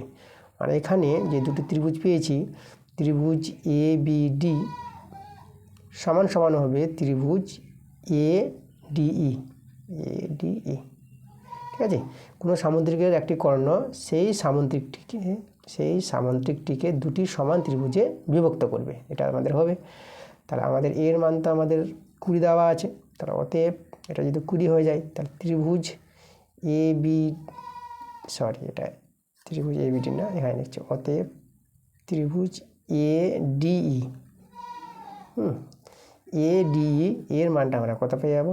আচ্ছা এই যে ত্রিভুজ ABD 20 বর্গ সেমি, তাহলে ত্রিভুজ ADE কত হয়ে যাবে? 20 বর্গ সেমি হয়ে যাবে, এটা আমাদের 20 বর্গ সেমি। তাহলে এই দিকে যে ত্রিভুজটা আছে, পুরো ত্রিভুজটা ADE, এই ত্রিভুজের ক্ষেত্রফল পেয়ে গেলাম 20 বর্গ সেমি। এবার লক্ষ্য করো যে এখানে এই যে ত্রিভুজটা আছে না ADE, তাহলে ADE ত্রিভুজের AFটা কিন্তু মধ্যমা হবে। মধ্যমা কেন হবে? দেখো মধ্যমা বলতে দেখো এই যে এ বিন্দুটা, এ বাহুর মধ্যবিন্দু আছে, মধ্যবিন্দু থেকে এই যে শীর্ষবিন্দু যে সরলরেখাংশটা, তাকে মধ্যমা বলা হয়। তা আমরা লিখব যেহেতু ত্রিভুজ ADE এই ত্রিভুজের মধ্যমা কে আছে? AF। ঠিক আছে, দেখো এই যে ADE ত্রিভুজের মধ্যমা AF, তা আমাদের এখানে জানতে হবে কোনো ত্রিভুজের মধ্যমা সেই ত্রিভুজটাকে সমান দুটি ত্রিভুজে ভাগ করে দিবে। তাহলে এখানে এই দুটি ত্রিভুজ যে তৈরি হয়েছে এরা সমান হবে, যেহেতু AFটা ADE ত্রিভুজের মধ্যমা, যে লিখলাম যেহেতু ত্রিভুজ ADE এর মধ্যমা AF, তাহলে এখানে বলতে পারবো ত্রিভুজ ADF সমান সমান হয়ে যাবে ত্রিভুজ AEF, তাই না? এই দুটো ত্রিভুজের ক্ষেত্রফল সমান। আচ্ছা পুরোটা যদি 20 করে হয়, তাহলে এক একটা কত করে হবে, অর্ধেক করে হবে 10 10, তাই না? সম্পূর্ণটা তো 20 পেয়ে গেছি। তাহলে দেখো তাহলে আমরা পেয়ে গেলাম অ্যান্সারটা, এই যে AEF, আমাদের ত্রিভুজ AEF, ঠিক আছে? এই যে AEF, এই ত্রিভুজের ক্ষেত্রফল বের করতে বলেছিল, যেটা আমরা পেয়ে গেলাম 10 বর্গ সেমি। এটা কিন্তু আমাদের অ্যান্সার। ওকে, 10 বর্গ সেমি। আচ্ছা, এবার আমরা চলে যাব 9 নম্বর প্রশ্নে। তো 9 নম্বর প্রশ্নটা আমরা করব। দেখো 9 প্রশ্নটা এখানে আমাদের দেওয়া আছে, দেখো আয়তক্ষেত্র বলেছে, এটা একটু সাজিয়ে দিই ভালো করে। দেখো আয়তক্ষেত্রের দৈর্ঘ্য 10% বৃদ্ধি করবে এবং প্রস্থ 10% হ্রাস করবে, তাহলে ক্ষেত্রফল শতকরা কত বৃদ্ধি পাবে? আচ্ছা, তার প্রথমে আমরা দৈর্ঘ্যটাকে ধরে নেব। 9 নাম্বার, এটা 2-9 নাম্বার। তাহলে আমরা প্রথমে দৈর্ঘ্য, আয়তক্ষেত্রের যে দৈর্ঘ্য, সেই দৈর্ঘ্যটাকে আমরা ধরে নিলাম 100 একক, আর প্রস্থকে ধরে নেব আমরা 100 একক, ঠিক আছে? দৈর্ঘ্য প্রস্থ, এই যে শতকরা থেকে এটা ধরলাম, আয়তক্ষেত্রের দৈর্ঘ্য 100 একক, প্রস্থ 100 একক, তাহলে ক্ষেত্রফল কত হবে? ক্ষেত্রফল হয়ে যাবে দৈর্ঘ্য ইন্টু প্রস্থ, এই দৈর্ঘ্য আর প্রস্থ গুণ করে এটা হয়ে যাবে আমাদের 4টা শূন্য, 10,000 পেয়ে যাবো, 10,000 বর্গ একক, এটা হলো আমাদের ক্ষেত্রফল। ওকে, আচ্ছা, এবার দেখো আয়তক্ষেত্রের দৈর্ঘ্য 10% বৃদ্ধি করছে, তাহলে 10%, এই যে 10% বৃদ্ধিতে দৈর্ঘ্য হবে একটা নতুন দৈর্ঘ্য আমরা পেয়ে যাব। তো আগে তো 100 ছিল, আর 10% বৃদ্ধি মানে 10 বেড়ে যাচ্ছে, তাহলে দেখো এখন দৈর্ঘ্য হয়ে গেল 110 একক, আর প্রস্থ 10% হ্রাস করবে, তাহলে 10% হ্রাসে প্রস্থ বের হবে একটা আমাদের। হ্রাস মানে দেখো আগে প্রস্থ 100 ছিল, আর হ্রাস মানে বাদ যাচ্ছে, 10 বাদ, 10টা বিয়োগ করব, তাহলে এখানে হবে আমাদের 90, ঠিক আছে? তাহলে দৈর্ঘ্য প্রস্থ পেয়ে গেলাম। তাহলে এখন ক্ষেত্রফল বের করব, এখন সেই আয়তক্ষেত্রের ক্ষেত্রফল কত হবে? 110 গুণিত 90। এবার এটা যদি গুণ করি আমরা, তাহলে গুণ করে কত পেয়ে যাব? এখানে গুণটা করি, এখানে হয়ে যাবে, এই যে দেখো 9,900 বর্গ একক। তাহলে দেখো তো আগে ছিল আমাদের 10,000 বর্গ একক, আর এখন পেলাম 9,900 বর্গ একক, তাহলে ক্ষেত্রফলটা কিন্তু দেখো কমেছে, ক্ষেত্রফল হ্রাস পেয়েছে। তাহলে আমরা লিখব অতএব ক্ষেত্রফল হ্রাস পায় কত? এই যে বড় থেকে 10,000 যেটা ছিল, 10,000 বর্গ একক থেকে 9,900 বর্গ একক আমরা বিয়োগ করব, ঠিক আছে? এতটা হ্রাস পাই, তাহলে বিয়োগটা দেখো, দুটো শূন্য আমরা নামিয়ে দিলাম, আর যে 9 আর এই শূন্য, তাই এটা হবে 1, আর এটা হলো 9, 9 9 দেখো মিলে গেল আমাদের, তাহলে 100 পেয়ে গেলাম, 100 বর্গ একক, এতটা ক্ষেত্রফল হ্রাস পায়। এবার শতকরা ক্ষেত্রফল কতটা হ্রাস পায় এটা বের করতে বলেছে, তাহলে অতএব শতকরা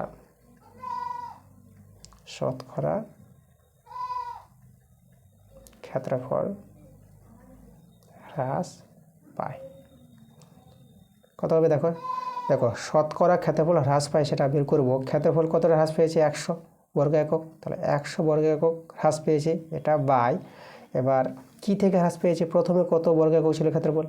প্রথমে ছিল 10,000 বর্গ একক, এই বর্গ একক থেকেই তো হ্রাস পেয়েছে 100 বর্গ একক, মানে প্রথমে ছিল 10,000 বর্গ একক, তা 10,000 বর্গ একক থেকে ক্ষেত্রফল হ্রাস পায় 100 বর্গ একক, তাহলে 100 বাই 10,000 হবে এখানে, 100 বাই 10,000 বর্গ একক ইন্টু 100 দিয়ে আবার গুণ হয়ে যাবে, ঠিক আছে? এই যে দেখো, এটা কিন্তু আমাদের নিয়ম, 100 বাই, মানে যেটা ক্ষেত্রফল হ্রাস পাবে সেটা বাই, এই যেটা প্রথমে ছিল ক্ষেত্রফলটা সেটা নিচে দিব, আর 100 দিয়ে গুণ করে দিব। ওকে, তো এটা সরল করে আমরা অ্যান্সারটা পেয়ে যাব। দেখো এখানে দুটো শূন্য, এখানে দুটো শূন্য কেটে দিলাম, শূন্য কেটে গেছে, তাহলে এখানে দেখো 1 1 বাদ দিয়ে দাও, তাহলে 1 আমাদের থেকে গেল 1 বর্গ একক। ক্ষেত্রফল শতকরা হ্রাস পায় 1 বর্গ একক বা 1% করে দিলাম, এটা পার্সেন্টেজ চিহ্ন দিয়ে দিলাম, 1% হ্রাস পায়, এটা কিন্তু আমাদের অ্যান্সার। এবার চলে যাবো আমরা 10 নম্বর প্রশ্নে। দেখো 10 নম্বর প্রশ্নটা, এটা ঘড়ির অঙ্ক আছে, এটা আমাদের বৃত্তের পরিধি থেকে দিয়েছে, আমাদের একটা চ্যাপ্টার আছে বৃত্তের পরিধি, সেখান থেকে কিন্তু অঙ্কটা দিয়েছে। কী বলছে দেখো, ভালো প্রশ্ন। একটি ঘড়ির মিনিটের কাঁটার দৈর্ঘ্য 7 সেমি, 15 মিনিটে কাঁটাটি কত দৈর্ঘ্য ঘুরবে? আচ্ছা, এই যে আমাদের ঘড়ি আছে, ঘড়িটা তো গোলাকার, একটা বৃত্ত তৈরি হবে।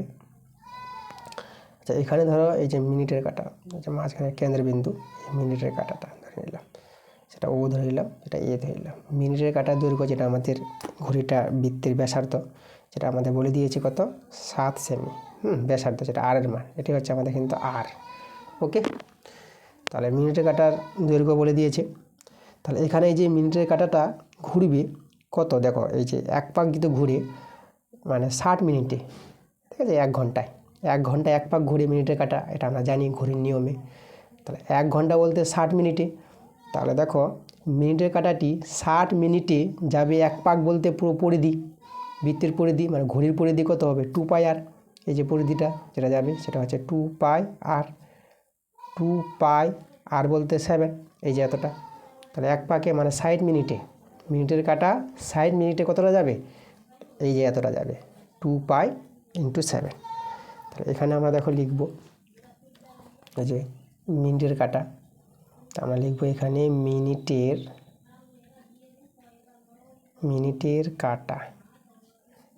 কাঁটা 60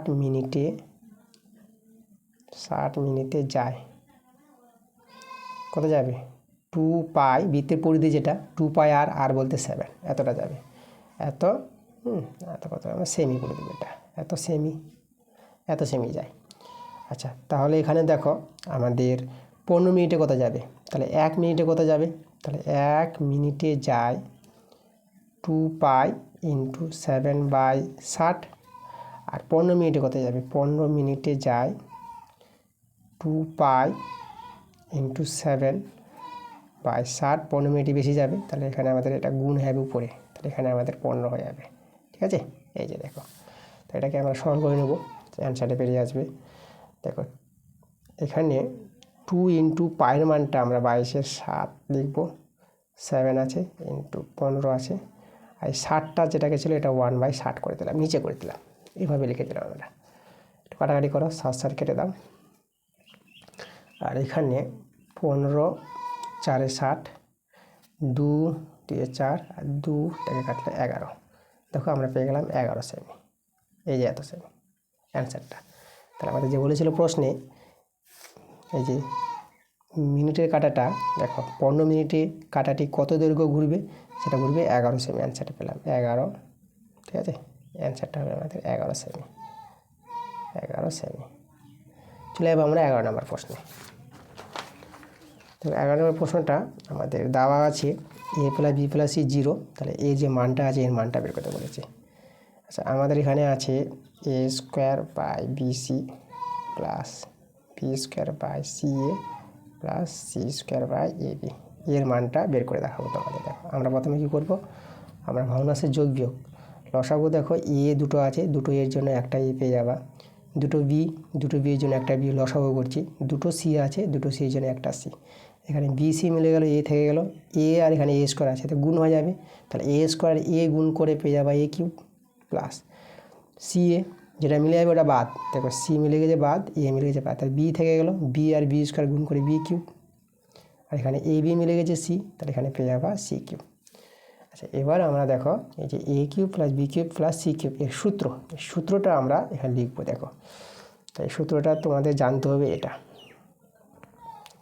a + b + c into a² + b² + c² minus ab minus bc minus ca, এই যে আমাদের সূত্র, প্লাস আবার হবে আমাদের 3abc, আর নিচে তো ছিল আমাদের abc। ওকে, আচ্ছা তোমাদের বলে রাখি এখানে এই যে সূত্র যেটা ছিল আমাদের, এখানে লিখি সূত্র ছিল এভাবে, দেখো a³ + b³ + c³ minus 3abc, এই যে এর সূত্রটা ছিল এটা, a + b + c into a² + b² + c² minus ab minus bc minus ca। ঠিক আছে, এই যে আমাদের সূত্র, দেখো এটা কিন্তু সূত্র।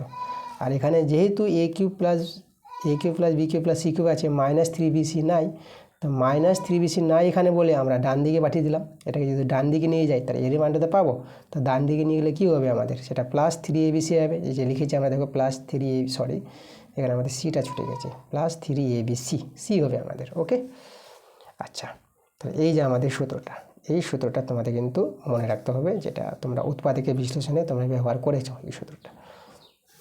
আচ্ছা চলো, তো আমরা এখন কি করব, আমাদের সূত্র, এটা আমাদের সূত্র, এই জায়গাটা সমান সমান আমাদের কিন্তু দেখো প্রশ্নে a + b + c এর মানটা কিন্তু দেওয়া আছে, দেখো 0 দেওয়া আছে।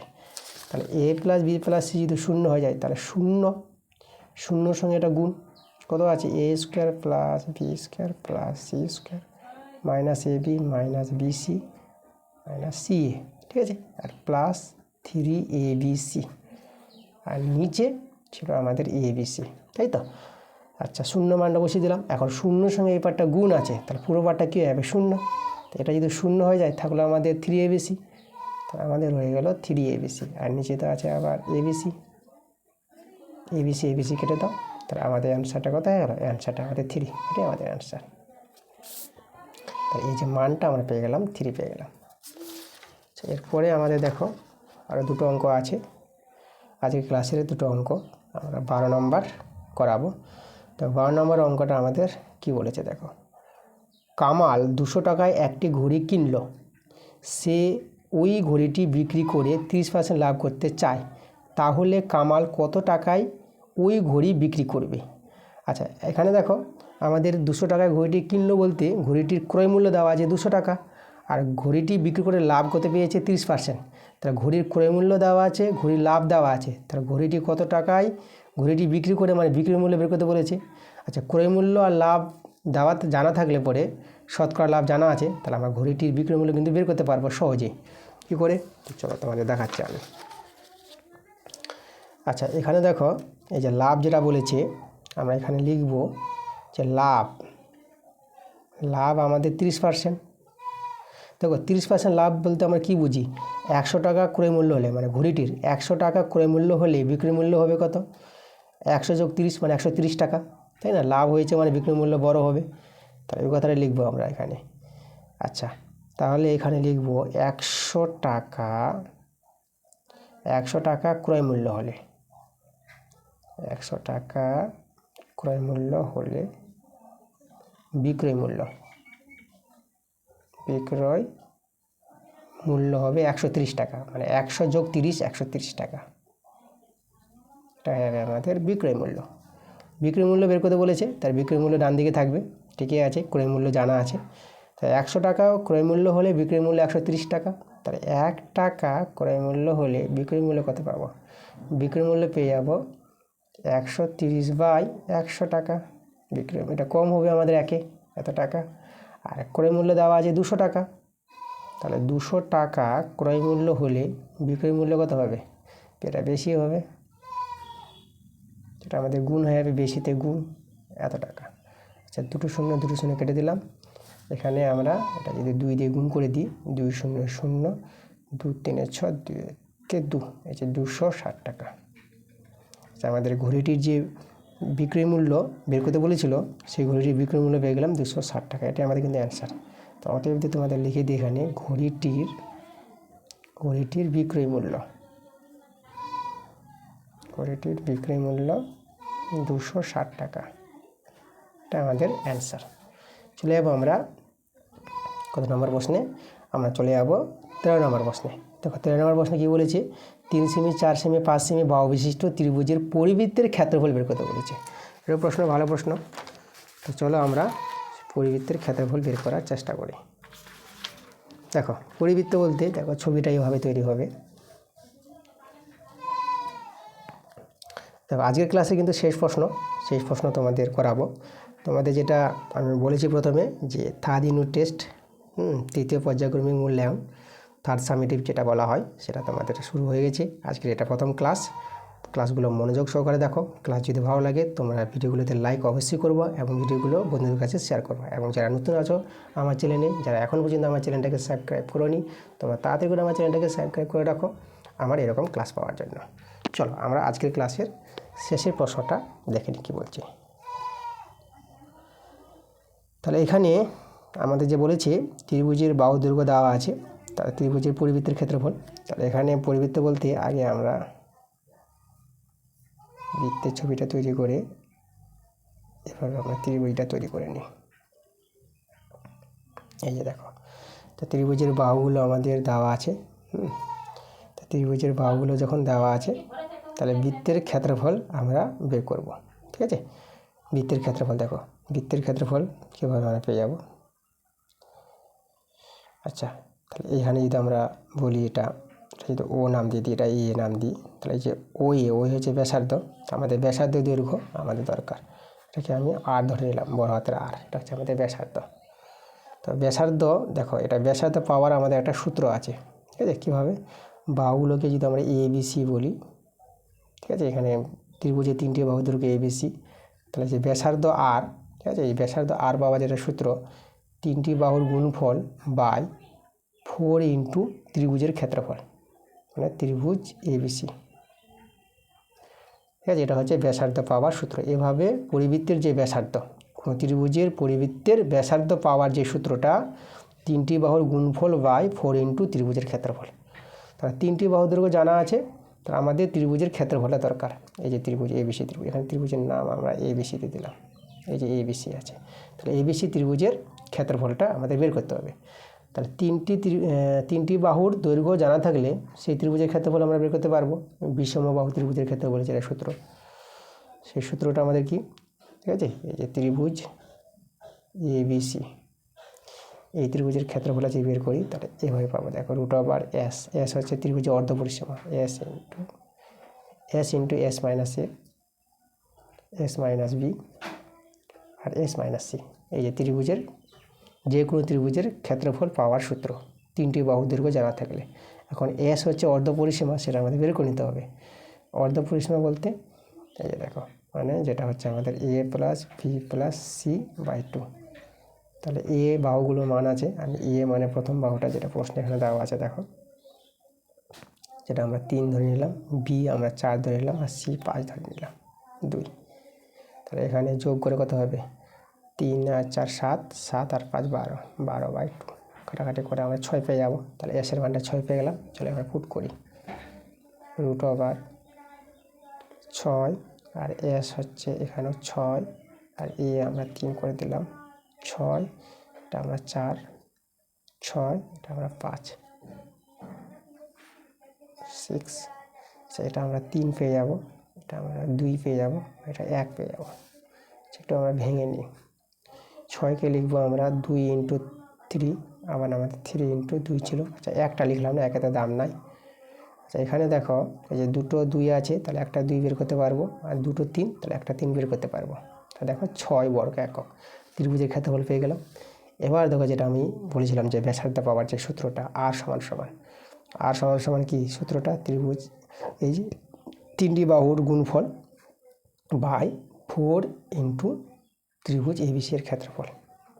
এই যে সূত্রটা মনে রাখবা, এটা হচ্ছে কোনো ত্রিভুজের পরিবৃত্তের ব্যাসার্ধ পাওয়ার। ঠিক আছে, এটা হচ্ছে আরটা হচ্ছে পরিবৃত্তের ব্যাসার্ধ, বড় হাতের আর।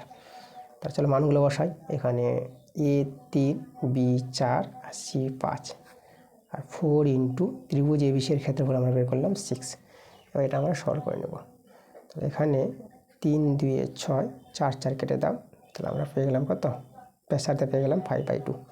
তাহলে পরিবৃত্তের ব্যাসার্ধ 5/2 পেয়ে গেছি। এখন পরিবৃত্তের ক্ষেত্রফল আমরা সহজে বের করতে পারবো। তাহলে অতএব পরিবৃত্তের ক্ষেত্রফল